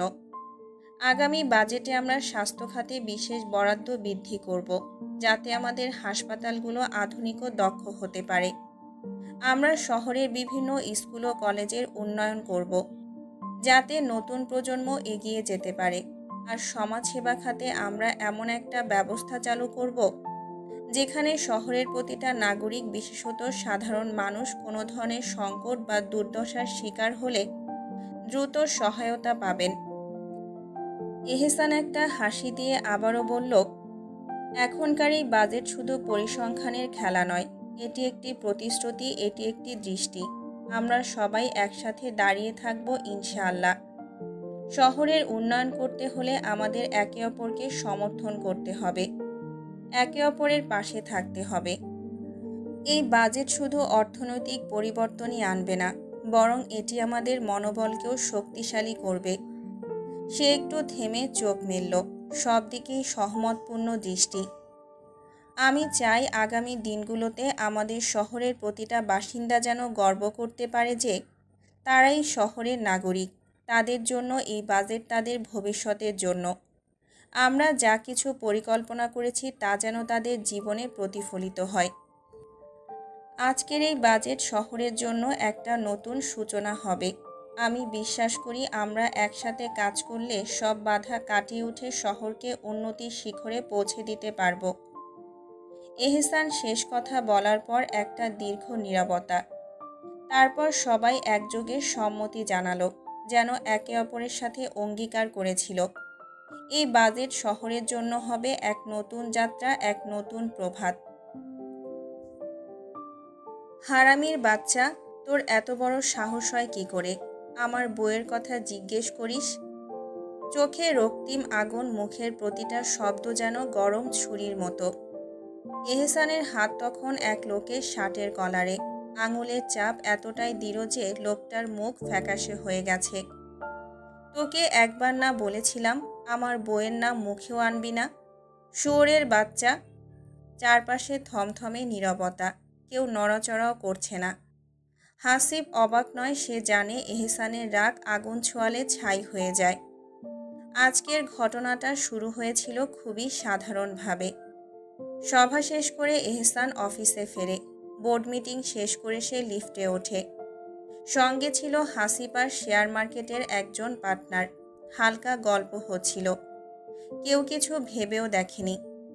লোকটা নিছকি হেসে হেসেই বলে ফেলেছিল, তা স্যার আপনার ওয়াইফ কেমন আছেন? সেই কথাটাই যেন স্নায়ুর ভেতর বিস্ফোরণ ঘটায়। বাইরের দুনিয়ার কাছে কথা ছোট, ভদ্রতা সৌজন্য, কিন্তু এহসান, তার কাছে এই কথা বিষের মতো। কেন একজন পুরুষ তার স্ত্রী সম্পর্কে জানতে চাইবে? কেন? কে দিয়েছে তাকে এই অধিকার? সেই মুহূর্তেই মানুষটা বাঘ হয়ে ওঠে। দম বন্ধ করার আগে তার দেহ কাঁপে। একটানে লোকটার কলার চেপে ধরে সে। লোকটা আতঙ্কে ঢোক গেলে, চোখে বিস্ময়, গলাটাও যেন শুকিয়ে গেছে। মনের ভেতর সে নিজেকেই গাল দেয়, এই নাটক করতে গিয়ে তো বাঘকে জাগিয়ে তুললাম। সে হাত জোর করে ভাঙা কণ্ঠে ফিসফিসিয়ে বলে, সরি স্যার, আমি বুঝতে পারিনি। ঠিক তখনই টিং করে লিফটের দরজা খুলে যায়। বাইরের আলো এসে পড়ে। এহসান এক মুহূর্ত তাকিয়ে থাকে, তারপর ধীরে ধীরে তার কলার ছেড়ে দেয়। নিজের কোট ঠিক করতে করতে ঠোঁটে একরকম হেসে কিন্তু চোখে হিমশীতল বার্তা রেখে বলে, আর যদি তোর মুখে আমার স্ত্রীর নামও শুনি, তোর গর্দান থাকবে আমার হাতে, বুঝলি তুই? তার গলায় কোনো চিৎকার নেই, কিন্তু ভয়ে ঠিকই জমে যায় বাতাসে। হাসিব একটা দীর্ঘশ্বাস ফেলে। সে জানতো এই মুহূর্তটা ভয়ানক হতে পারত। ভেবেছিল এবার বুঝি রক্ত মুছতে হবে, কিন্তু আল্লাহর রহমতে তা হয়নি। সে নিচু স্বরে বলল, ভাইজান, দেরি হয়ে যাচ্ছে তো। এহসান লোকটাকে এক ঠেলা দিয়ে সোজা হয়ে দাঁড়ায়। বুক ভরা বাতাস টেনে নিয়ে হালকা দীর্ঘশ্বাস ছাড়ে। চল। পেছনে দাঁড়িয়ে থাকা লোকটা তখনও কাঁপছে, আর লিফটের দরজা ধীরে ধীরে বন্ধ হয়ে যায়। নরম আলোয় আলোকিত ঘরের এক কোণে এশার বিছানার সামনে বসে আছে নুরি। গালে চিন্তার রেখা, কপালে ভাঁজ। নির্লস চোখে তাকিয়ে বলছে ধীরে ধীরে, ইস, কত কষ্ট হচ্ছে তোমার, এত জ্বর হলো কিভাবে? তার প্রশ্নে এশা হালকা আঁচড়ে চমকে ওঠে। একটু অবাক হয়ে বলে, কেন, তোর কিছু হয়নি? নুরি অবাক হয়ে চুল সরিয়ে কপাল কুঁচকে তাকায়। কি হবে আমার? এশা চোখ বন্ধ করে দীর্ঘ একটা শ্বাস ফেলে, তারপর চোখ খুলে ধীরে ধীরে বলে, ও, তার মানে আমার ভাতিজা এখনো তোর সাথে কিছুই করেনি, তাই বোধ পাচ্ছিস না। এতটা সরাসরি কথা শুনে নুরি থমকে যায়। ওর চোখ ভ্রু কুঁচকে ওঠে, মুখে বিস্ময়। এসব কি বলছো তুমি? আমি কিছুই বুঝলাম না। এশা মুচকি হেসে নুরির হাত নিজের মুঠোয় নিয়ে কোমলভাবে বলে, ছোট্ট পরি, বুঝবি, সবই বুঝবি। আর একটু সময় যাক, দেখবি কেমন করে বুঝে যাবি। নুরি হেসে ফেলে। ছোট্ট পরি শুনে যেন মনটা আনন্দে ভরে ওঠে। তার খিলখিল হাসির শব্দে চারদিক প্রাণবন্ত হয়ে ওঠে। এশা ওর হাসির দিকে তাকিয়ে ওর একগাল টেনে বলে, তুই এভাবে হাসিস না রে মা, তোর এই হাসিতে আমার ভাতিজা একদিন হারিয়ে যাবে, চোখে চোখে ডুবে যাবে। নুরি লজ্জায় পড়ে যায়, মুখ লুকিয়ে বলে, তোমার ওই ঠোঁটের পাশের কাটা দাগটাও লুকিয়ে রেখো, নয়তো আমিও আমার ভাইজানকে পাবো না। এশা মুগ্ধ হয়ে নিজের গালে হাত দিয়ে বলে, সত্যি সুন্দর নাকি? তোর ভাইজান বলে, কিন্তু আমার তো বিশ্বাস হয় না কখনো। নুরি এবার চুপ থাকতে পারে না, গভীর মায়া নিয়ে বলে, তুমি মায়াবী একটা মানুষ এশা আপু। ভাইজানের কপাল ভালো এমন মায়াবতী স্ত্রী পেয়েছে। ঠিক তখনই দরজায় এক চিমটি সঙ্গীতের মতো ভেসে আসে মেহেরাজের কণ্ঠ, মায়াবতীর মায়াটা দেখলি রে বোন তুই, আর উষ্টাবতীর উষ্টাগুলো খেলি না, দেখলিও না। নুরি মুচকি হেসে মুখ লুকায়। ভাইজান যে ইচ্ছে করে এমন করে উষ্টা খায় সে তো জানি। মেহেরাজ আবার বলে ওঠে, নুরি, যা তো, তাড়াতাড়ি যা। মেহেরুবকে দেখলাম কি নিয়ে যেন রাগে ফাটতে ফাটতে বাড়িতে এলো। কি হলো কে জানে। নুরির মুখ থেকে হাসি মিলিয়ে যায়। সকালে তাড়াহুড়ো করে বেরিয়ে যাওয়া মেহেরুবের মুখটা মনে পড়ে যায় তার। চিন্তায় ভ্রু কুঁচকে যায়, দৌড়ে ঘর ছাড়ে সে। নুরির যেতেই ঘরটা যেন একটু নীরব হয়ে ওঠে। মেহেরাজ দরজায় দাঁড়িয়ে একটু অপেক্ষা করে, তারপর আলতো পায়ে এশার দিকে এগিয়ে আসে, একেবারে ওর সামনে এসে ঝুঁকে পড়ে। এশা চমকে ওঠে, বুক ধক করে ওঠে, চোখে ভয়ের আভা। মেহেরাজ আবার কিছু অপ্রত্যাশিত করে বসবে না তো? কিন্তু মেহেরাজ ঠোঁটে এক মিষ্টি হাসি রেখে বলে, এশামণি, ভয় পেও না, তোমার সাথে কিছুই করব না আমি। এশা চোখ বন্ধ করে একটা গভীর নিঃশ্বাস ফেলে। স্বস্তির ছোঁয়া মনের ভেতর জড়িয়ে ধরে। ঠিক তখনই মেহেরাজ হঠাৎ এক ধাক্কায় ওকে বিছানায় ফেলে। কোনো সময় না নিয়ে নিজের মাথাটা রাখে এশার বুকের উপর, ফিসফিসিয়ে বলে, শুধু এই বুকটায় কিছু মুহূর্ত মাথা রাখতে চাই। এশা এবার কিছুই বলে না, শুধু মুচকি হেসে তার চেনা সেই কোমলতা নিয়ে এক হাতে মেহেরাজের পিঠে হাত বুলিয়ে দেয়, আর অন্য হাতে চুলে বিলি কাটে। মেহেরাজ চোখ বন্ধ করে বলে, ঘুমিয়ে যাও বেগম, গত রাতে একটু ঘুমাতে দেয়নি তোমায়, আজ একটু ঘুমিয়ে নাও। এশা নিঃশ্বাস ফেলে ধীরে ধীরে বলে, তুমিও ঘুমিয়ে যাও। মেহেরাজ শক্ত করে জড়িয়ে ধরে এশাকে, দুজনেই তলিয়ে যায় এক গভীর নিদ্রার আলিঙ্গনে। সেখানে ছিল না কোনো ব্যথা, শুধু নিঃশব্দ ভালোবাসা। ঘরটা নিস্তব্ধ, বাইরে টিপটিপ বৃষ্টি, ভেতরে যেন জমে থাকা এক বাষ্প। নুরি হাতে এক গ্লাস ঠান্ডা পানি নিয়ে ধীরে ধীরে ঘরের ভেতরে পা রাখে। চোখে ভয়, হৃদয়ে কাঁপুনি। সে জানে আজ ঝড় উঠবে, হয়তো সেই ঝড়ে আবার ভেসে যাবে তার নিরীহ মন। মেহেরও রেগে আছে। আজ অফিসে কিছু জোচ্চোর ধরা পড়েছে, যারা গোপনে কোম্পানির গোপন ফাইল বাইরের লোককে পাঠিয়ে দিচ্ছিল। তাদের আজ হাতে নাতে ধরা হয়েছে। কিন্তু তার আব্বা তার আব্বা তাদের ক্ষমা করে দিয়েছেন, কোম্পানি থেকে বেরও করেননি। এটা মেহেরুবের সহ্য হয়নি। সে হাজারবার বলেছে বিশ্বাসঘাতককে বিশ্বাস করা যায় না, তবু তার কথা কেউ শোনে না। এইসব ভাবনার মধ্যেই নুরি কাঁপা কাঁপা পায়ে মেহেরুবের সামনে এসে দাঁড়ায়। পানির গ্লাসটা তার দিকে এগিয়ে দেয়। মেহেরুব দাঁত চেপে পানি নেয়। বিসমিল্লা বলে এক ঢোক খেয়ে গ্লাস নামিয়ে রুক্ষ গলায় বলে, কোথায় নাই হয়েছিলি, কখন আমি ঘরে এলাম জানিস? নুরি গলা জড়ানো স্বরে জবাব দেয়, এশাপুর জ্বর উঠেছিল, তার কাছে ছিলাম।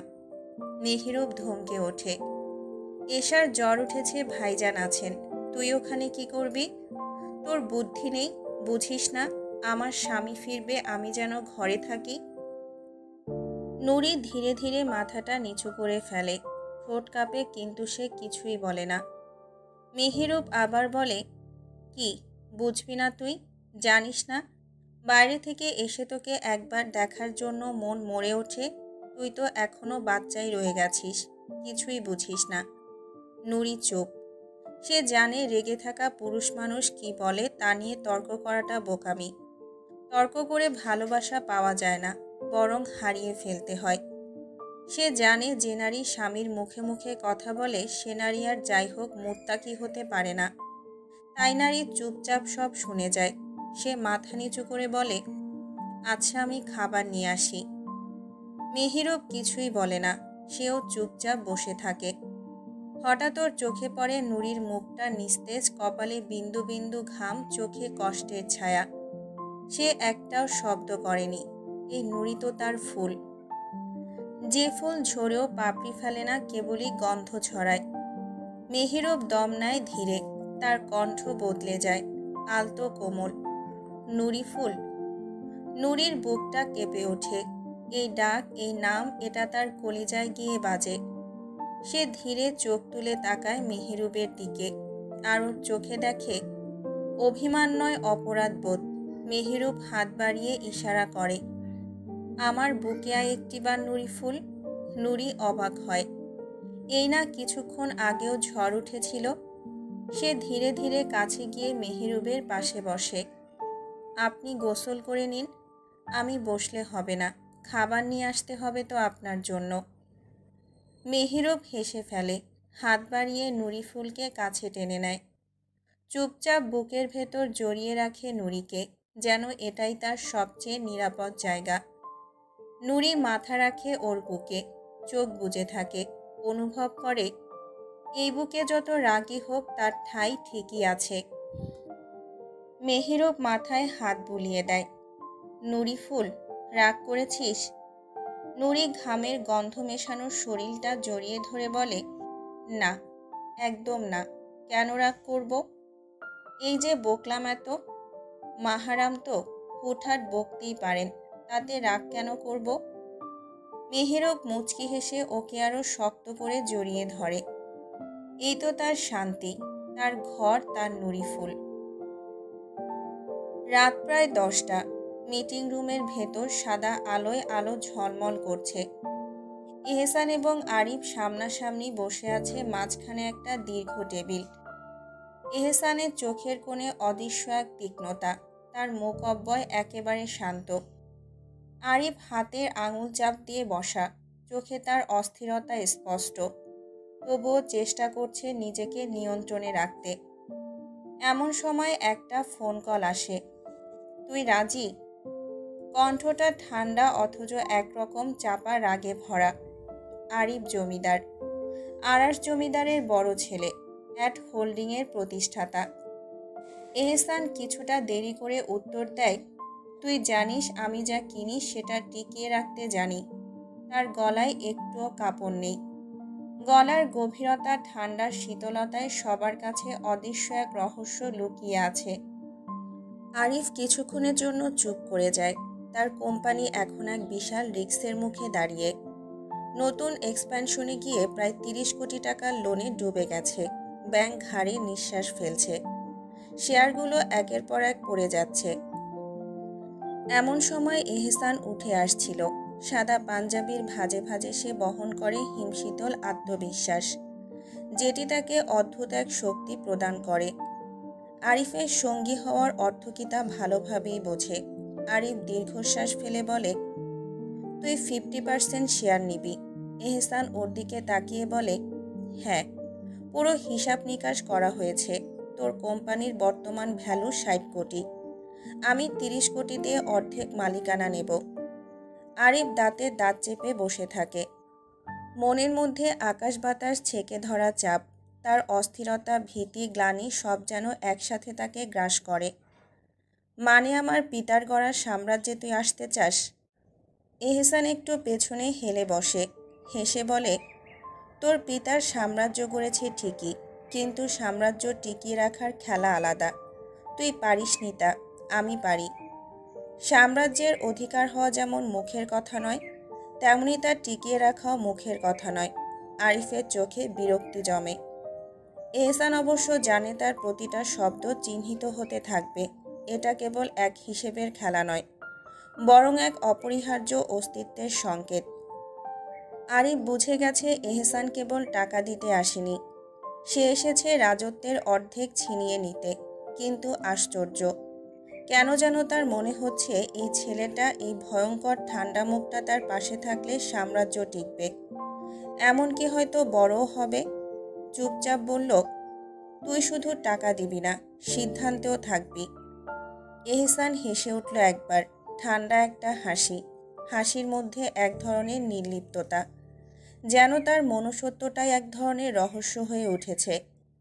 যেখানে আমার টাকা সেখানে আমার চোখও থাকবে, আর রাজত্ব ভাগ হলে সিংহাসনে বসে থাকাটাও ভাগ হয়, তাই না? আরিফ কিছুটা চুপচাপ হয়ে যায়, চোখে এক ধরনের অজানা শঙ্কা। এহসান তার দিকে তাকায়, যেন সে জানে আরিফের কাছে কোনো উত্তর নেই। যতটা ভয়ঙ্কর সে ততটাই একে অপরকে চেনার জন্য তৈরি। এহসান শ্বাস ফেলে, আরিফকে বোঝায়, তুই যতটা ভয় পাস আমি ততটাই জানি। আরিফ দীর্ঘশ্বাস ফেলে বলে, আমার কোনো ক্ষতি হবে না তো? এহসান মুচকি হেসে বলে, আমি এহসান রক্তের খেলা যেমন খেলতে পারি, তেমনি বাজারের খেলাও ভালো মতোই খেলতে পারি।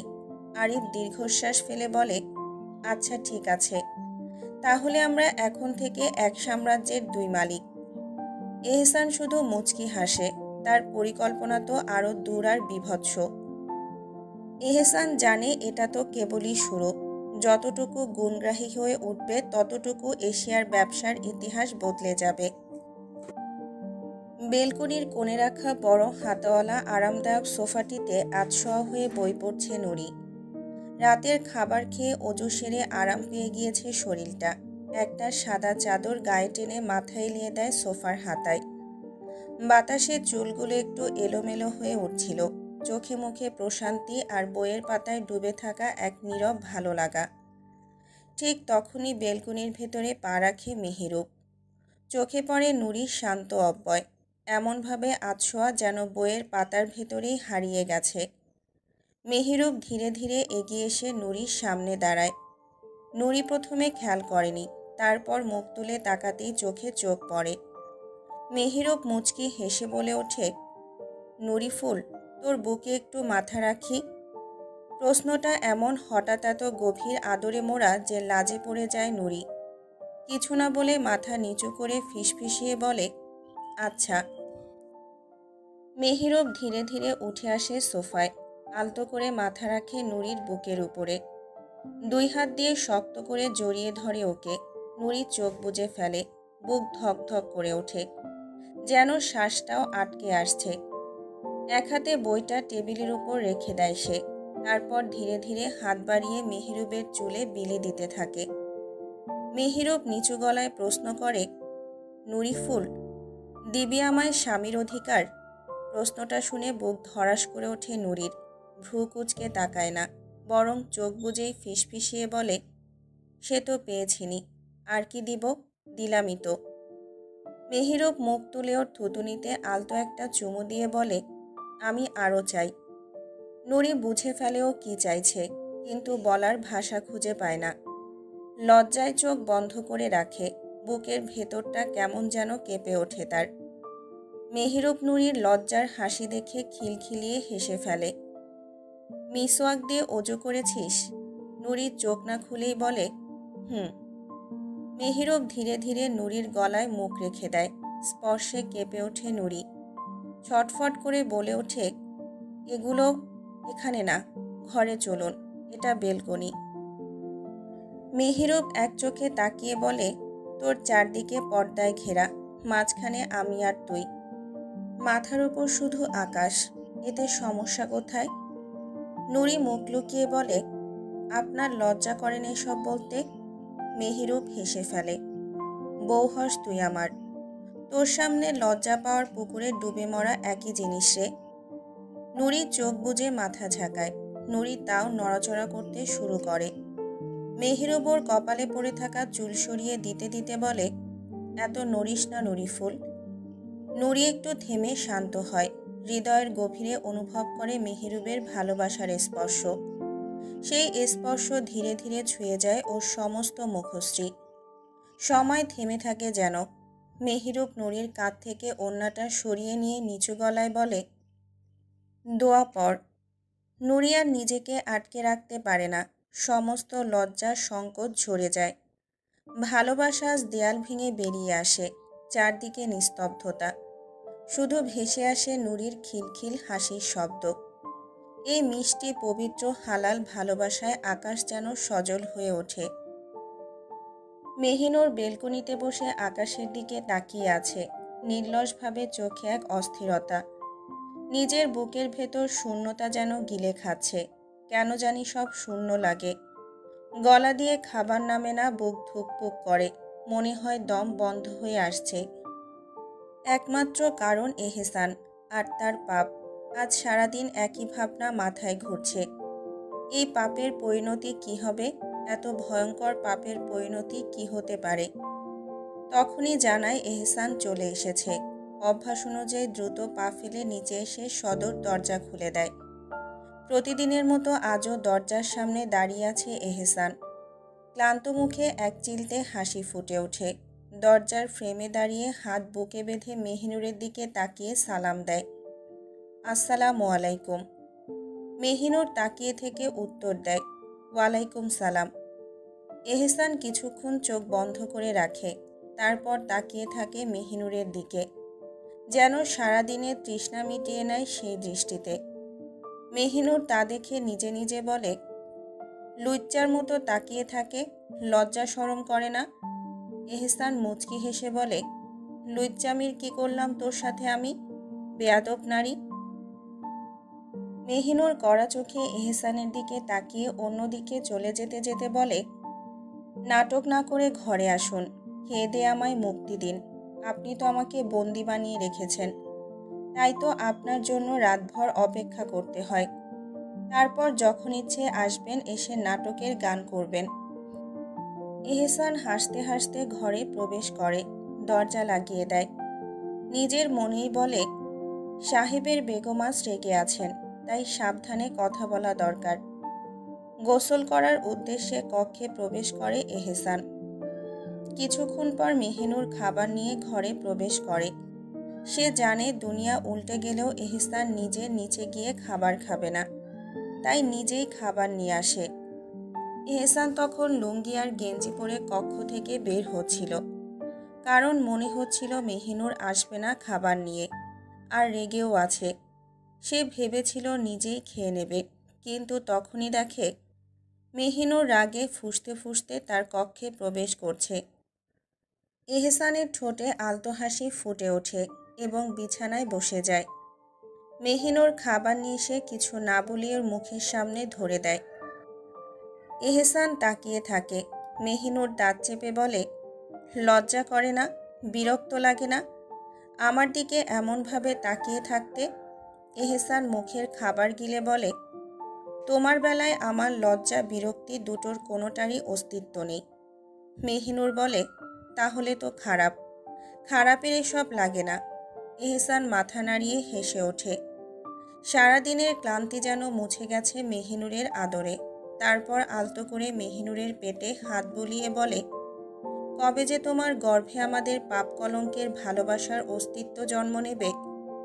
মেহিনুর কঠিন কণ্ঠে বলে, আমি চাই না আমার সন্তানই পৃথিবীতে আসুক কোনো নিকৃষ্ট পিতার অস্তিত্ব হয়ে। এহসান মেহিনুরের কোমর জড়িয়ে ধরে বলে, কিন্তু আমি চাই আমাদের ভালোবাসার অস্তিত্ব পৃথিবীতে আসুক পাপ পবিত্র ভালোবাসার চিহ্ন হয়ে। মেহিনুর স্তব্ধ হয়ে যায়, চোখ টলমল করতে থাকে। সেও তো চাইতো এমন একটা সুন্দর পরিবার, যেখানে থাকবে এহসান তার আপন পুরুষ, সে এবং তাদের ভালোবাসার অস্তিত্ব। কিন্তু তার হলো কই? মেহিনুর কাঠগলায় বলে, নিকৃষ্টদের অস্তিত্ব নিকৃষ্টই হয়। এহসান তালুকদার, আমি চাই না কোনো নিকৃষ্ট অস্তিত্বের জননী হতে। এহসানের বুকটা ধক করে ওঠে মেহিনুরের এমন কথায়। কি করে পারল মেহিনুর এত কষ্টদায়ক কথা বলতে? এহসান মেহিনুরকে ছেড়ে দেয়। মনটা তিক্ত হয়ে ওঠে। মেহিনুর এহসানের দিকে খাবার এগিয়ে দেয়, কিন্তু এহসান হাত দিয়ে না বলে, গলা দিয়ে নামবে না প্রিয়তমা। মেহিনুর নিজেই লজ্জায় পড়ে যায়, কিন্তু কি করবে, এটাই তো সত্যি। এহসানকে এমন কিছু বলেছে যা তাকে খুব খারাপ লাগছে। মেহিনুর দীর্ঘশ্বাস ফেলে কক্ষ থেকে বেরিয়ে যায়। এহসান পানি খেয়ে বালিশার কাঁথা নিয়ে বেলকনিতে এসে দাঁড়ায়, চারপাশে পর্দা টেনে নেয়। বালিশ রেখে মেঝেতে গায়ে এলিয়ে দেয় যেন কিছু সময় শান্তি পায়। এহসান আগেই অজু করে নিয়েছে। চোখ বন্ধ করে মনে মনে বলল, পাপিষ্ঠকে ভালোবাসো বা না বাসো, তার অস্তিত্ব তোমায় বয়ে বেড়াতে হবে প্রিয়তমা। যদি ঝলসে যাই পাপে আমি, তবেও তুমি না হয় বাঁচবে আমার রেখে যাওয়া অস্তিত্ব নিয়ে। মেহিনুর ঘরে এসে এহসানকে না দেখে ভাবতে থাকে হয়তো বেলকনিতে আছে। দীর্ঘশ্বাস ফেলে বাথরুমে প্রবেশ করে অজু করে নেয়। অজু করে এসে দেখে এহসান এখনও বেলকনিতে শুয়ে আছে। মেহিনুর রাগে গা চড়িয়ে ধীর পায়ে বেলকনিতে এগিয়ে যায়। এহসান সেখানে শুয়ে আছে। এটা দেখে মেহিনুরের খুব রাগ হয়, কারণ এহসান জানে মেহিনুর তার বুক ছাড়া ঘুমাতে পারে না, তবুও এখানেই ঘুমাচ্ছে। মেহিনুর এগিয়ে এসে এহসানের সামনে দাঁড়িয়ে বলে, আপনি আমার দুর্বলতা জানেন, তাই শাস্তি দিচ্ছেন আমাকে? এহসান চোখ খুলে তাকিয়ে বলে, আমি আবার কি করলাম? মেহিনুর নিজের হাত মুষ্টিবদ্ধ করে দাঁত চেপে বলে, আমি কিভাবে ঘুমাবো জানেন না? আমি আপনার বুক ছাড়া শান্তি পাই না। তাহলে এখানে কেন এসেছেন? এহসান মুচকি হেসে বলে, যাকে ভালোবাসো না তার বুকে কিভাবে ঘুমাতে চাও? নির্লজ্জ নারী। মেহিনুর গলা বাড়িয়ে বলে, ঘৃণা করি আপনাকে, আমি ঘৃণা করি। তবুও এই বুক শুধুই আমার, আমার আর আমি আমার জায়গা কখনোই ছাড়ব না। এহসান মুচকি হেসে ওঠে মেহিনুরের বেকুফি জেদ দেখে। একটানে মেহিনুরকে নিজের উপর ফেলে দেয়। মেহিনুরও ঠিকঠাক হয়ে মাথা রাখে সেই বুকেই। এহসান মেহিনুরের মাথায় হাত বুলিয়ে দেয়, এক হাতে গাল টেনে বলে, চলো একবার ঘুরে আসি তোমার আমার নিকৃষ্ট অস্তিত্বের খোঁজে। মেহিনুর এহসানের হাত ঝাড়ি মেরে সরিয়ে দিয়ে বলে, 100 হাত দূরে থাকুন, খবরদার এমন কিছু ভাববেনও না। এহসান মুচকি হেসে মেহিনুরকে বালিশে শুইয়ে দেয়। মেহিনুর কড়া চোখে তাকিয়ে বলে, আমায় ছোবেন না, আপনার স্পর্শ আমার জন্য কলঙ্ক। এহসান মুচকি হেসে মেহিনুরের কানে ফিসফিসিয়ে বলে, আজ আবারও তোমার সর্বাঙ্গ কলঙ্কিত হবে প্রিয়তমা। এহসান মেহিনুরের গাল নিজের গালে ছুঁয়ে দেয়। মেহিনুরের গালে বিঁধে যায় তার দাড়ি। মেহিনুর ভয়ে এবং ঘৃণায় 2 হাত দিয়ে খাবলে ধরে বেলকনিতে বিছানো কার্পেটের কাপড়। এহসান বলে, দোয়া পড়ো। হে আল্লাহ, আমাদেরকে শয়তান থেকে রক্ষা করুন এবং যে সন্তান আপনি আমাদেরকে দান করবেন তাকেও শয়তান থেকে দূরে রাখুন। মেহিনুরও পড়ে নেয়, কারণ সে জানে এই পুরুষ বেসামাল হলে তাকে সামলানো দায়। তাই আর বাধা দেয় না মেহিনুর। আমার ভাইজানকে ছেড়ে দিন, আমি তো আপনার দাসী হয়ে আছি এই জীবনে, এবং আমি আপনাকে কথা দিলাম প্রয়োজনে আপনার পাপিষ্ট অস্তিত্ব বইব বাকি জীবন। তাও ছেড়ে দিন আমার ভাইজানকে। আমার ভাইজানের সুন্দর একটা জীবন পড়ে আছে, তার স্ত্রী তার জন্য অপেক্ষা করছে। ছেড়ে দিন এহসান, ছেড়ে দিন, মাফ করুন আমাদের, দয়া করুন একটু। মেহিনুর কান্না করতে করতে এহসানের পায়ে পড়ে এই আহাজারি করতে থাকে। তার সামনেই মেহিরুবকে বেঁধে রাখা হয়েছে মৃত্যুর জন্য। মেহিনুরের এই আর্তনাদ দেখে এহসান দাঁতে দাঁত চেপে মুষ্টিবদ্ধ করে নেয় হাত আর বলে, পা ছাড়ো আমার, তোমার ঠাঁই আমার পায়ে নয়, ওঠো বলছি। কিন্তু মেহিনুর ছাড়ে না, জড়িয়ে ধরে রাখে আর ঢোক গিলে বলে, মাফ করে দিন, দয়া করুন, আমি এমন ভুল কখনোই করব না, সত্যিই করব না। এহসান দাঁত চেপে বলে, বেয়াদব নারী, বেয়াদবি করিস না, ছাড় পা। মেহিনুর ছাড়ে না, হু হু করে কেঁদে উঠে বলে, আপনি আমায় মেরে ফেলুন, দয়া করে আমার ভাইজানকে ছেড়ে দিন, ওনার কোনো দোষ নেই। মেহিনুর জানে এহসান ফেরার নয়, ওর ভেতর যা জন্মেছে তা শুধুই নৃশংসতা। তবুও ভেতরে কোথাও একটা আশার আলো রেখেছিল, ভুল ভেবেছিল। মেহিনুর তাকে ভালোবাসে, আর ভালোবাসা মানে এই নয় যে সে তার অন্যায়ের পাশে দাঁড়াবে, বরং ভালোবাসা মানে তাকে সঠিক পথে ফিরিয়ে আনা। এই কারণেই সে এক অদ্ভুত সিদ্ধান্ত নিয়েছিল। এহসানের সব অন্ধকার দিকগুলো সে বলেছে মেহেরুবকে, না, মেহেরাজকে বলেনি। মেহেরাজ এশার স্বামী, যতই হোক তার এখনো কিছু দায়িত্ব থেকে যায়। কিন্তু মেহেরুব, সে সাহসী, বুদ্ধিমান। তাকে সে বলেছিল যেন খুঁজে বের করে কোথায় চলছে এই নরক যন্ত্রণা, যেখানে নিরীহ মানুষদের আটকে রাখা হয়, যেখানে অন্ধকার গিলে ফেলে আলোর সমস্ত আশা। সেই জায়গার খোঁজে নেমে পড়েছিল মেহেরুব। মেহেরুব এসেছিল চুপি চুপি প্রমাণ জোগাড় করতে। না, সে পুলিশ ডাকার পক্ষে না, আগে সে নিজ চোখে দেখে নিতে চেয়েছিল এই নরকের আসল চেহারা। কিন্তু সে জানত না এহসান এতটা আগে থেকেই সব আঁচ করে ফেলেছে। এহসান নিজের ফোনেই পেয়েছে সেই ছিচকে ষড়যন্ত্রের ছাপ। কল রেকর্ড, মেসেজ, ঠিকানা সবই তার হাতের মুঠোয়। মেহিনুর যে তার ফোন দিয়ে সব অপকর্ম করেছে তার অগোচরে। মেহেরুব ধরা পড়ে যায়। এহসানের লোকেরা তাকে ধরে আনে আর তুলে দেয় সেই কলোনির উঠোনে রাখা একটা পুরনো লোহার চেয়ারে। হাত পা বাঁধা, চোখে শীতল ভয়, মুখে নির্ভীক চাহনি। এহসান তখন মেহিনুরকেও নিয়ে আসে উঠোনে, তার চোখে হিংস্র আগুন, মুখে অদ্ভুত ঠান্ডা হাসি। সে চায় মেহিনুরের সামনেই মেহেরুবকে শেষ করতে। শুধু একটা কোপ আর তারপর সব শেষ। কিন্তু মেহিনুর, সে ভেঙে পড়ছে না, সে কাঁদছে না, সে কেবল বলছে, প্লিজ কিছুই করবেন না, কিছুই করবেন না প্লিজ। তার চোখে জল, কণ্ঠে আরতি। মাফ করে দিন। এই আরতিতে কেঁপে ওঠে এহসানের ভেতরের সেই পুরনো মানুষটা। হ্যাঁ, পাপিষ্ট সে, কিন্তু এখনই এইটুকু কণ্ঠস্বর তার হৃদয়ের সবচেয়ে দুর্বল জায়গায় আঘাত হানে।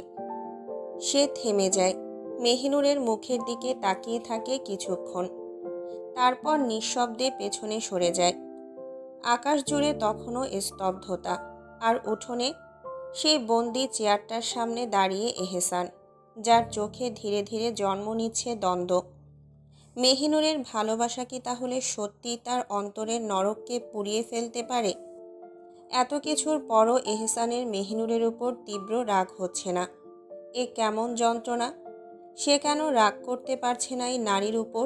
সামান্য বিরক্তিটুকুও আসে না, আর রাগ তো বিলাসিতা। এহসান চোখ খুলে মেহিনুরের বাহু আলতো করে ধরে তুলে দাঁড় করায়। মেহিনুর কাঁপছে, দাঁত অবধি কাঁপছে। ধরা পড়ে গেছে সে। এমন অবস্থা হবে তা কখনোই ভাবেনি। মেহিনুরকে ভয়ে কাঁপতে দেখে এহসান তাচ্ছিল্যের হাসি দিয়ে বলে, স্বার্থপর নারী, এত যখন ভয় পাওয়া আমায়, তখন নিজ স্বার্থ কেন খোঁজো বারবার? মেহিনুর কাঁপতে থাকে, হাত পা ভয়ে অসাড় হয়ে আসছে। একটাই ভয়, ভাইজানের মৃত্যুর কারণ হওয়ার ভয়। মেহেরুব তখন চিৎকার করে বলে, মেহিনুর, খবরদার, তুই এই পশুর কাছে মাপ চাইবি না। আমি যদি মারাও যাই তাতেও না। মনে রাখিস, তুই সঠিক। মেহেরুবের কথায় এহসানের গা জ্বলে ওঠে, যেন গায়ে লঙ্কা ঢেলে দিল কেউ। সারা শরীর জ্বলে পুড়ে ওঠে। মেহিনুরকে একটানে সরিয়ে দিয়ে এহসান অগ্নিদৃষ্টিতে তাকায় মেহেরুবের দিকে। শুয়োরের বাচ্চা, উত্তম মধ্যম খাসনি এখনো, আমার হাতের দেব দুই একটা। এই বলেই এহসান মেহেরুবের দিকে এগিয়ে যেতে নেয়। মেহিনুরের মনে হয় আত্মা বেরিয়ে যাচ্ছে। সে পাগলের মতো এহসানের বাহু টেনে ধরে চিৎকার করে বলে, না না, কিছু করবেন না, কিছু করবেন না বলছি। এহসান থেমে যায়, চোখ তুলে তাকায় মেহিনুরের দিকে। কলিজা খচ করে ওঠে। মেহিনুরের নিকাপের চোখের উপরের অংশ ভিজে গেছে। সে বলে, ছাড়ো আমায় মেহিনুর। মেহিনুর ছেড়ে দিয়ে মুহূর্তেই জাপটে ধরে এহসানকে, আর কাঁদতে কাঁদতে বলে, ছেড়ে দিন আমায়, মাফ করে দিন, দয়া করুন আমায়, আমার ভাইটাকে মাফ করে দিন। এহসান অবাক হয়। এই নারীর এমন স্বার্থ দেখেও সে তাকে ভালোবাসে। স্বার্থপর হোক সে স্বার্থপর, সে ভালোবাসে এই স্বার্থপর নারীকেই। নিঃস্বার্থ হোক আর স্বার্থপর হোক, সেই তো তার মেহিনুর।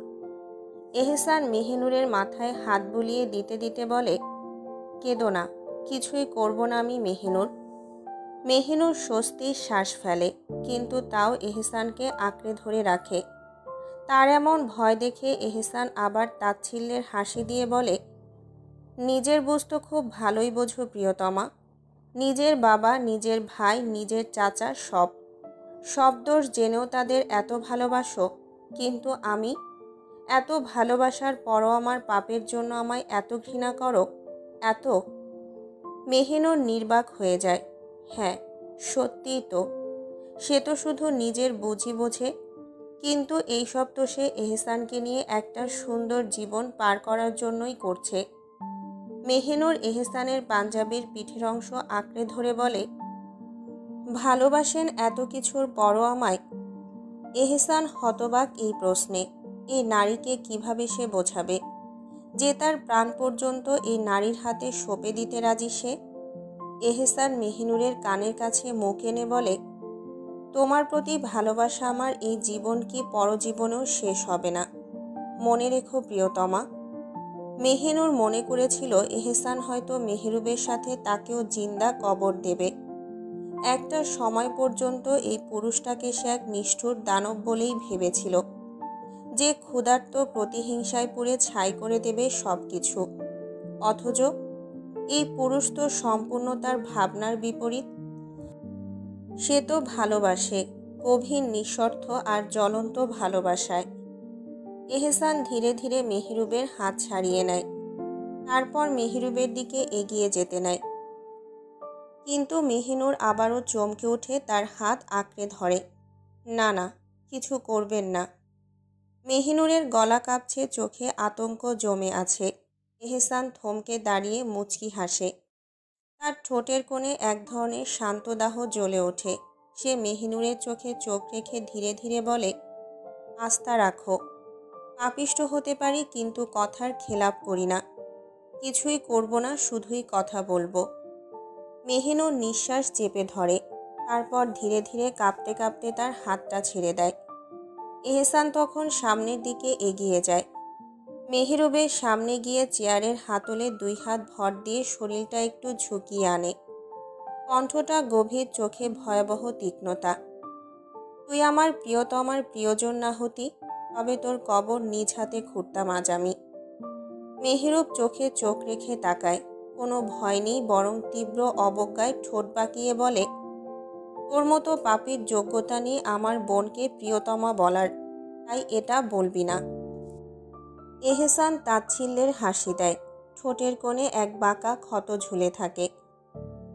তোর বোনের আত্মার আগল অবধি এই পাপী বিরাজ করে, আর তুই এসব আবল তাবল বকছিস। মেহরুব হেসে ওঠে, কিন্তু সেই হাসিতে ব্যঙ্গ, গ্লানি আর অপমান গলে গলে ঝরে পড়ে। আমার বোন বোকা, তাই তোকে ভালোবেসেছে। এ কথা শুনে হঠাৎই আগুন ছুটে ওঠে এহসানের চোখে। সে গর্জে উঠে বলে, শুকরিয়া আদায় কর রবের প্রতি, যে বেঁচে গেছিস প্রাণে। কথা শেষ করে এক দৃষ্টিতে তাকিয়ে থাকে কিছুক্ষণ, তারপর পিছিয়ে আসে। চোখ নামিয়ে হুকুম দেয় তার লোকেদের, এই কীটটাকে মুক্তি দিয়ে দে। সবাই হতবাক। মুহূর্তে মেহরুবের বাঁধন খুলে যায়। এহসান এবার ধীরে ধীরে ফিরে আসে মেহিনুরের সামনে। তার চোখে অদ্ভুত কোমলতা, যা আগুনের ভেতর থেকে বেরিয়ে আসা কোনো শান্তির ছায়া মনে হয়। সে মেহিনুরের দিকে তাকিয়ে হালকা হাসে, তারপর কোনো পূর্বাভাস ছাড়াই মেহিনুরকে তুলে নেয় কোলে। মেহিনুর তড়িঘড়ি করে বুকে লেপ্টে পড়ে। আজ সে ক্লান্ত, ভীত আর ভীষণ অপরাধবোধে পুড়ে যাচ্ছে। এহসান কানে কানে বলে, চলো আপন পাপিষ্ট রাজ্যে আবারও। মেহিনুর চুপচাপ চোখ বন্ধ করে রাখে, নির্লসভাবে লেপ্টে থাকে আপন পুরুষের বুকে। সেই বুক যেখানে সব পাপ আর সব দহন মিলেও ভালোবাসাকে দাবিয়ে রাখতে পারে না। তার মনে হতে থাকে, আমি কি আদৌ এই ভালোবাসার যোগ্য? এত ভালোবাসা পেয়ে আমি কি তার যোগ্য হয়েছি কখনো? তবুও সে জড়িয়ে ধরে রাখে, কারণ ভালোবাসা প্রাপ্যতা দিয়ে মাপা যায় না। ভালোবাসা শুধু অনুভব করা যায়। তুমি যতই স্বার্থপর হও, আমি সেই স্বার্থপর নারীকেই ভালোবাসি। তুমি যদি বিশ্বাসঘাতক হও, তবে আমি সেই বিশ্বাসঘাতক নারীর প্রেমেই অন্ধ। এহসান আজ অদ্ভুত আচরণ করছে। নিজের হাতে রাতের খাবার খাচ্ছে। এমনটা আগে কখনোই হয়নি। বিয়ের পর যতদিন রাতে একা খেত, ততদিনও মেহিনুরের হাত থেকেই খেত। কিন্তু আজ বাড়ি ফিরে মেহিনুরকে ডাকার প্রয়োজনও মনে করল না। নিচে এসে চুপচাপ টেবিলে বসে গেল। মেহিনুর থমকে যায়। মনটা কেমন করে ওঠে। সব কিছু কেমন এলোমেলো লাগে হঠাৎ। এহসান টেবিলে বসেছে। এটা তো শুধুই বসা নয়, এটা বদলে যাওয়া অভ্যেসের নাম, একটা অদৃশ্য দূরত্বের আভাস। এহসান গম্ভীর গলায় বলে, খাবার দাও। শব্দটা যেন বিষের মতো ঘুরে ফিরে বাজে মেহিনুরের কানে। তার হৃদয়ে কাঁপন ধরে। রাগ নয়, ব্যথা হয়। খাবার এনে টেবিলে রাখে সে ধীরে। হাত কাঁপে না, তবুও মন কাঁপে। আজ এহসান একটিও কথা বলে না, চুপচাপ খেতে থাকে। মেহিনুর পাশে দাঁড়িয়ে থাকে ঠিক আগের মতোই, কিন্তু আগের মতো কিছুই যেন নেই। প্রতিদিন এই সময় এহসান কত গল্প করে, হাসায়, অভিমানে ভরিয়ে আবার মুহূর্তেই ভেঙে দেয়। মেহিনুর সেসব কথায় হেসে হেসে কখনো কেঁদেও ফেলেছে, ভালোবাসায় প্রশ্রয়ে। আর এহসান চুপচাপ তাকিয়ে থেকেছে মুগ্ধ চোখে, যেন এই হাসি তার জীবনের সবচেয়ে বড় প্রাপ্তি। আজ নেই কিছুই। আজ এহসান যেন দূরের কেউ, অচেনা, নীরব, কঠিন। মেহিনুরের বুকের মধ্যে জমে ওঠে কান্না। সে জানে এহসান রাগ করেছে, কিন্তু এমন করে, এমন নীরবতায় ভরিয়ে দেবে তাকে। সে মুখ ফিরিয়ে চলে যায় রান্নাঘরে। চোখের পানি আর আটকে রাখা যায় না। চুপি চুপি চোখ মুছে ফেলে। তার ভেতর পুড়ে যাচ্ছে এহসানের এমন অবহেলায়। সে নিতে পারছে না আর। পেছনে দাঁড়িয়ে থাকা এহসান মুচকি হেসে ফেলে। নিজেকেই বলে, আমি তো তোমার রাগ অভিমান ভাঙাতেই ব্যস্ত। আজ না হয় তুমি একটু সহ্য করো। তার কণ্ঠে ক্লান্তি, কিন্তু ভালোবাসা ঝরে পড়ে। চোখে এক ধরনের বিষণ্ণতা, যা একজন ভালোবাসার মানুষের নিষ্পাপ রাগকে দেখেও সয়ে নেয়। নিজেকেই বলল, বোকা নারী, তোমার এহসান ভীষণ বেকুব। দেখো, একটু কথা না বলাতেই কাঁদছে, অথচ যখন বলি তখন তো শুনতেই চায় না। খাবার শেষ করে উঠে দাঁড়ায় এহসান। আমার শেষ, তুমি খেয়ে নিও। মেহিনুর যেন তার নাম শুনেই প্রাণ ফিরে পায়। তাড়াতাড়ি চোখ মুছে বেরিয়ে আসে। চুপচাপ খাবার গোছাতে শুরু করে। এহসান বলে, খাবে না? সব রেখে দিচ্ছ যে। মেহিনুর থমকে যায়। কি করে বলবে? গলা দিয়ে তো কিছুই নামছে না। তবুও ওড়নাটা ঠিক করতে করতে বলল, খাবো, রান্নাঘরেই বসে খাবো। এহসান কিছু না বলে চলে যায় উপরে। পায়ের শব্দ যেন ধীরে ধীরে মিলিয়ে যায় দূরে। যেমন করে মাঝে মাঝে মানুষ দূরে সরে যায় মনের ভেতর থেকে। মেহিনুর একা বসে থাকে রান্নাঘরে। চোখের কোণে জমা জল ফোটে না, ঝরে পড়ে। মেহিনুর সব গুছিয়ে নেয়। তারপর যায় নিজের ঘরে। ঘরে গিয়ে দেখে ঘরটা ফাঁকা, মনটাও। এহসান নেই। মেহিনুর দীর্ঘশ্বাস ফেলে বাথরুমে প্রবেশ করে অজু করার জন্য। এহসান ঘরে নেই, বেলকনিতে দাঁড়িয়ে আছে। মন বিষাদে ভরে গেছে। মেহিনুরের এমন ব্যবহারে সে অসহায়। মেহিনুর বাথরুম থেকে এসে এহসানকে না দেখে ঘরে আর থাকতে পারে না। অভিমান ভুলে অনুশোচনায় ভরে ওঠে মন। সে জানে সে ঠিক ছিল, কিন্তু এমন ব্যবহারেরও তো একটা সীমা আছে। তাকে বুঝতে হবে, মানাতে হবে। কিন্তু মস্তিষ্ক বলে, তুমি ঠিক, তুমি পাপ করনি, কেন তুমি আগে এগোবে? অন্তর বলে, সে যদি পাপীও হয় তবুও সে তো তোমার, আর তার প্রান্ত তুমি। অবহেলায় কিভাবে থাকবে তুমি? মেহিনুর কাঁপতে কাঁপতে এগিয়ে যায় বেলকনির দিকে। হাত পা কাঁপছে, বুক ধুক ধুক করছে। তবুও এহসানের মুখোমুখি হতে চায়। শান্তি চায়, ভালোবাসা চায়। নিশুতি রাতের স্নিগ্ধ বাতাসে পর্দা উঠছে ধীরে ধীরে। আকাশে ঝরে পড়ছে নরম জ্যোৎস্না। সেই আলো ছুঁয়ে যাচ্ছে মেহিনুরের কাঁপতে থাকা হাতে। বুকের ভেতর যেন আগুন জ্বলছে। কলিজা ধক ধক করছে। পা আর চলে না। তবুও নিজেকে সামলে মনের ভাঙা টুকরোগুলোকে জোড়া দিতে বেলকনির দিকে এগিয়ে যায় সে। হাত পা কাঁপছে, চোখে জল জমে আছে। কণ্ঠ রুদ্ধ, গলা শুকিয়ে কাঠ। তবুও সাহস করে এহসানের পাশে গিয়ে দাঁড়ায় মেহিনুর। এহসান ধীরে মুখ ঘুরিয়ে তাকায় ওর দিকে। এক পলকেই বুঝে ফেলে সব। মেহিনুরের মুখ শুকিয়ে এসেছে, ঠোঁট ফাটছে, চোখ লাল। এহসানের কপাল ভ্রু কুঁচকে আসে। এমন অসহায় চেহারাটা সে দেখতে চায়নি। ঠিক তখন মেহিনুর হঠাৎ সামনে ঝাঁপিয়ে পড়ে। দুই হাতে এহসানের পা জড়িয়ে ধরে। এহসান মুহূর্তেই অবাক। সারা শরীর হিম হয়ে আসে। মেহিনুর হাউমাউ করে কাঁদতে কাঁদতে বলে, আমায় মাফ করে দিন, দয়া করে মাফ করে দিন আমায়। বিশ্বাস করুন, আমি আপনাকে এসব থেকে সরিয়ে আনতেই করেছি। মাফ করে দিন আমায়।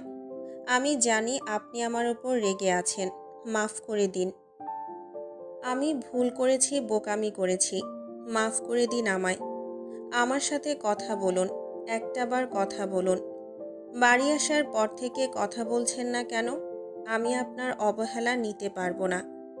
দয়া করুন আমায়, মাফ করে দিন। এহসান চোখে মুখে বিস্ময় নিয়ে চেয়ে থাকে ওর দিকে। এমন বেকুবের মতো কাণ্ড! এমনভাবে ভেঙে পড়বে সেটা কল্পনাও করেনি। পা ছাড়ানোর চেষ্টা করে সে, কণ্ঠে তাড়াহুড়ো আর বিস্ময় মেশানো সুরে বলে, ওঠো। কি করছো তুমি? এই পাগলি, এমন করছো কেন? ওঠো বলছি। কিন্তু মেহিনুর তো নাছোড়বান্দা, পা ধরে আছে শক্ত করে, মাফ না পাওয়া পর্যন্ত উঠবে না ঠিক করেছে। কান্না গলায় কেঁপে ওঠে তার কণ্ঠস্বর। না, আপনি মাফ করলেই উঠব। বলুন মাফ করেছেন। এহসানের বুকের ভেতর ঢেউ খেলে যায়। এমন অবুঝ পাগলামি, অথচ সে যদি জানতো এহসানের তার প্রতি অবহেলা তো দূরের কথা, সামান্য বিরক্তিও আসে না। বুক ভার হয়ে আসে। অনেক কষ্টে মেহিনুরকে ধরে দাঁড় করায় এহসান। মেহিনুর মাথা নিচু করে দাঁড়িয়ে থাকে। টুপটাপ করে কান্না গড়ায় ওর গাল বেয়ে, শিশুর মতো ফুপিয়ে ফুপিয়ে কাঁদে।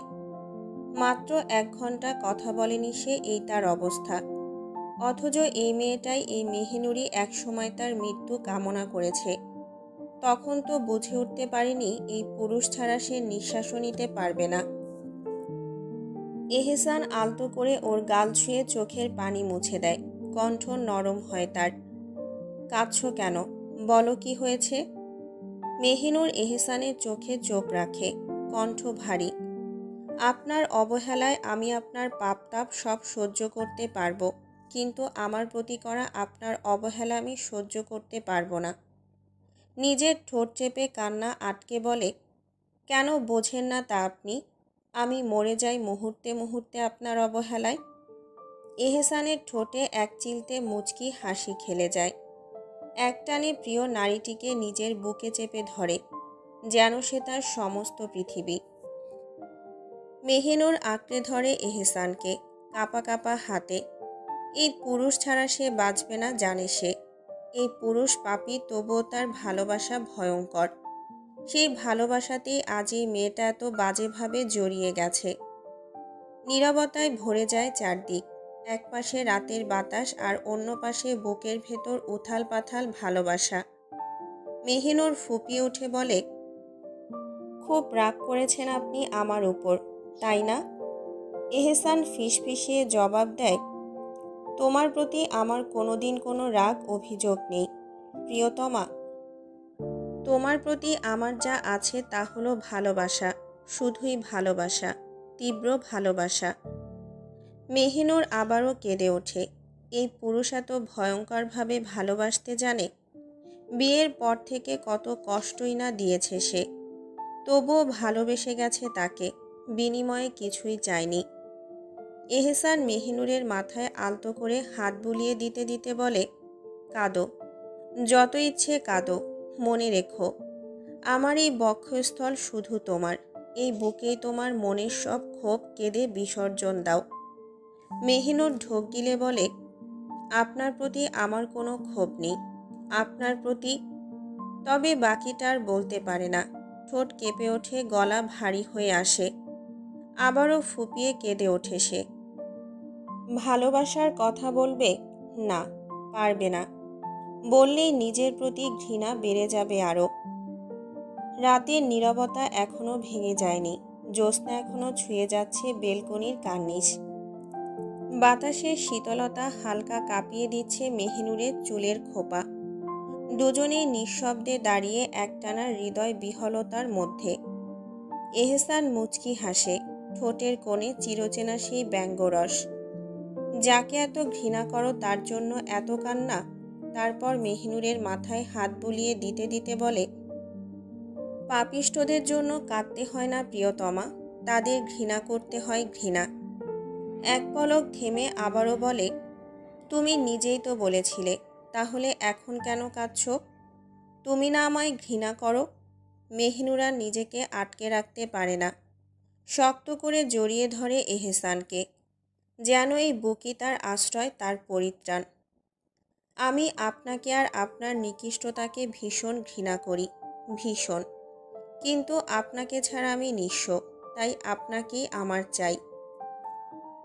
এহসান মুচকি হেসে মাথা নাড়ে, হালকা দৃষ্টিতে দেখে মেয়েটার চোখের গভীরতা।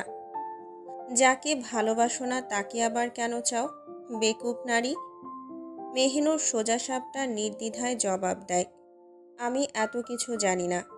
আমার শুধু আপনাকে চাই, শুধুই আপনাকে। আপনাকে ঘৃণা করলেও আপনাকেই চাই, আমার ভালোবাসলেও চাই। আমার শুধু এহসান তালুকদারকেই চাই, শুধু তাকেই চাই। আমি মৃত্যু অবধি তার আত্মার আগলে থেকে যেতে চাই। তার কথাগুলো যেন হাওয়ায় না ভেসে গিয়ে গেঁথে যায় এহসানের হৃদয়ের গভীরে। এহসান মেহিনুরের কোমরে নিজের 2 হাত রাখে। হঠাৎ স্পর্শে কেঁপে ওঠে মেহিনুর। এহসান নিজের হাত শক্ত করে বলে, মাহেজাবিন মেহিনুর, আপনার আবদার মঞ্জুর হলো। আপনি পাপী এহসান তালুকদারের আত্মার আগলে ইহকাল পরকাল অবধি থেকে যাবেন। মেহিনুর আলতো হেসে ওঠে। এহসান আবার বলে, এই এহসান তালুকদার শুধু মাহেজাবিন মেহিনুরের, শুধুই তার। এই এহসান তালুকদার নিজের জীবন নিজের ইচ্ছে সঁপে দিল তাহার বেগমের হাতে। মেহিনুর তখনও এহসানের বুকে মাথা রেখে বলে, তাহলেই মাহেজাবিন মেহিনুরের জন্য ছাড়তে পারবেন আপনার সব পাপ? এহসান মুচকি হাসে। সে জানত তার বেগম ঠিক এই প্রশ্নটাই করবে। সে মেহিনুরকে নিজের বুকে জড়িয়ে ধরে, যেন আর কিছুতেই ছাড়বে না। এই এহসান তালুকদার যতদিন বাঁচবে ততদিন সে তার পাপ পবিত্র উভয় অস্তিত্ব নিয়েই বাঁচবে। মেহিনুরের ভেতরটা শূন্য হয়ে আসে, কিন্তু তবুও সে এহসানকে শক্ত করে জড়িয়ে ধরে। সে পরিশেষে এই বুকেই থাকতে চায়, এই বুকেই। মেহিনুর মাথা তোলে এহসানের বুক থেকে। এহসান 2 হাতে যত্নে মুছে দেয় তার চোখের পানি। তারপর মেহিনুরের গালে হাত রেখে আদুরে গলায় বলে, একটু হলেই এত কাঁদো কেন? বারণ করেছি না একদিন কাঁদতে? কণ্ঠ নরম, কিন্তু সে একই ভীষণ মায়াবী সুরে বলে, পাপিষ্ঠ পুরুষকে যখন চাও তবে দহনে পুড়তেও শেখো। কারণ পাপিষ্ঠ পুরুষকে যে নারী ভালোবাসে তাকে মুহূর্তে মুহূর্তে দহনে পুড়তে হয়। মেহিনুর তখন এহসানের দিকে এক দৃষ্টি ছুড়ে দেয়। দূষিত নয়, ভয়ঙ্কর নয়, বরং এমন এক মায়াময় দৃষ্টি যা উল্টো এহসানকে নিঃশ্বাস আটকে দেয়। এহসানও তাকিয়ে থাকে তার আপন নারীর ওই ভয়ঙ্কর সুন্দর আখিজোড়ার পানে। এই চোখ, এই চোখের মায়া তাকে মুহূর্তে মুহূর্তে ঘায়েল করে ছাড়ে। এহসান নিজের বুকের দিকে একবার তাকায়, যেন ঠিক করে নিচ্ছে নিজেকে। তারপর ফের মেহিনুরের দিকে তাকিয়ে নিজের বুকের উপর আঙুল রেখে বলে, তোমার এই চোখের চাহনি আমার এই পাপিষ্ঠ বুকের বাপাশে যখন বেঁধে, তখন আমার দুনিয়া স্তব্ধ হয়ে ওঠে। আমি নিজেকে হারিয়ে ফেলি। আমি নিঃস্ব হয়ে যাই তোমার আখি পানে। এ কেমন ভয়ঙ্কর সুন্দর চাহনি তোমার। মেহিনুর ধীরে পায়ের তালুতে ভর করে একটু উঁচু হয়ে এহসানের গলায় হাত জড়ায়। এহসান মুচকি হেসে ভ্রু কুঁচকে তাকায় ওর পানে। মেহিনুর নেশাক্ত চোখে কিছু মুহূর্ত এহসানের চোখের দিকে একদৃষ্টিতে তাকিয়ে থাকে। অতঃপর মুখ এগিয়ে নিয়ে প্রথমবারের মতো সে নিজে এহসানের ঠোঁটে নিজের ঠোঁট ডুবিয়ে দেয়। এহসান চোখ বুজে নেয় সাথে সাথে। হাত এগিয়ে মেহিনুরের চুলের খোপা আঁকড়ে ধরে। তারপর আপন নারীর আপন অধরে নিজেও ডুবে যায়। মেহরুবের বুকে মাথা রেখে শুয়ে আছে নুরি। চোখে ঘুম নেই তার। ভেতরে ভেতরে আলোড়ন উঠছে একটার পর একটা। মেহরুব সব খুলে বলেছে তাকে। এহসানের ভয়ঙ্করতা আর সেই অন্ধকারে যে তার আপন বোন ডুবে যাচ্ছে ধীরে ধীরে, এসব ভাবতে ভাবতে স্তব্ধ হয়ে গেছে নুরি। এতটা ভয়ঙ্কর এক পরিস্থিতি বিশ্বাস করতে কষ্ট হচ্ছে। মেহরুব নরম হাতে নুরির মাথায় হাত বুলিয়ে দিচ্ছে। কণ্ঠটা প্রশান্ত, কিন্তু সুরে লুকানো এক গভীর চিন্তা। কাল থেকে তো মাদ্রাসার পরীক্ষা নুরি। এসব নিয়ে এখন আর ভাবিস না, মনটা পড়ার দিকে রাখ। নুরি ধীরে ধীরে মাথা তোলে, বড় বড় চোখে মেহরুবের দিকে তাকায়। কিন্তু আমার আপি, উনি কিভাবে থাকবে না তো পাপী এক মানুষের সাথে? মেহরুব নুরির মাথা নিজের বুকের সাথে জড়িয়ে ধরে। হাতটা তার চুলে চুলে ঘুরছে ধীরে। চিন্তা করিস না, আমি জানি এহসান তালুকদার যতই পাপ করুক নিজের বেগমকে সে ভীষণ ভালোবাসে। নুরি দীর্ঘ নিঃশ্বাস ফেলে, চোখে তীব্র এক ক্লান্তি। হয়তো তাই। তাই তো আপনাকে কিছুই করেনি। মেহেরুব এবার নুরিকে ধীরে ধীরে বালিশে শুইয়ে দেয়। তার দিকে তাকিয়ে মুচকি হেসে বলে, তুই কি চাস আমার কিছু হোক? ভেতরটা ধক করে ওঠে নুরির। এই পুরুষ কি বলছে সে? নুরি আর এক মুহূর্ত সহ্য করতে পারে না। ঝট করে উঠে মেহেরুবকে নিজের বুকের সাথে শক্ত করে জড়িয়ে ধরে ফেলে। আমি স্বপ্নেও তা চাই না। আপনার যদি কিছু হয় আপনার নুরি ফুল যে চিরতরে ঝরে যাবে। মেহেরুব এবার হেসে ওঠে, ঠোঁটে শান্ত এক আশ্বাসের হাসি। নুরিকে শক্ত করে জড়িয়ে ধরে কানে কানে ফিসফিস করে বলে, আমার নুরি ফুল শুধু আমারই হয়ে থাকবে সারা জীবন। নুরি খিলখিলিয়ে হেসে ওঠে। সে হাসিতে ঘর ভর্তি হয়ে যায় একরকম আলোয়। মেহেরুব মুখ তুলে মুচকি হাসে। তারপর নুরির থুতুনিতে আলতো দাঁত বসিয়ে দেয়, যেন বলে ওঠে, তুই শুধু আমার। মাদ্রাসা থেকে পরীক্ষাটা দিয়ে বেরিয়েছে নুরি। চোখে ছিল আরাম ফিরে পাওয়ার মৃদু হাসি। কিন্তু কে জানত সেই স্বস্তি নিমিষে বদলে যাবে ভয়ঙ্কর এক দুঃস্বপ্নে। ঠিক মাদ্রাসার গেট পেরোতেই কয়েকজন অচেনা মহিলা ঘিরে ধরে তাকে। বলার সুযোগও পায় না সে। তার আগেই জোর করে একটা গাড়িতে গুজে ফেলা হয় নুরিকে।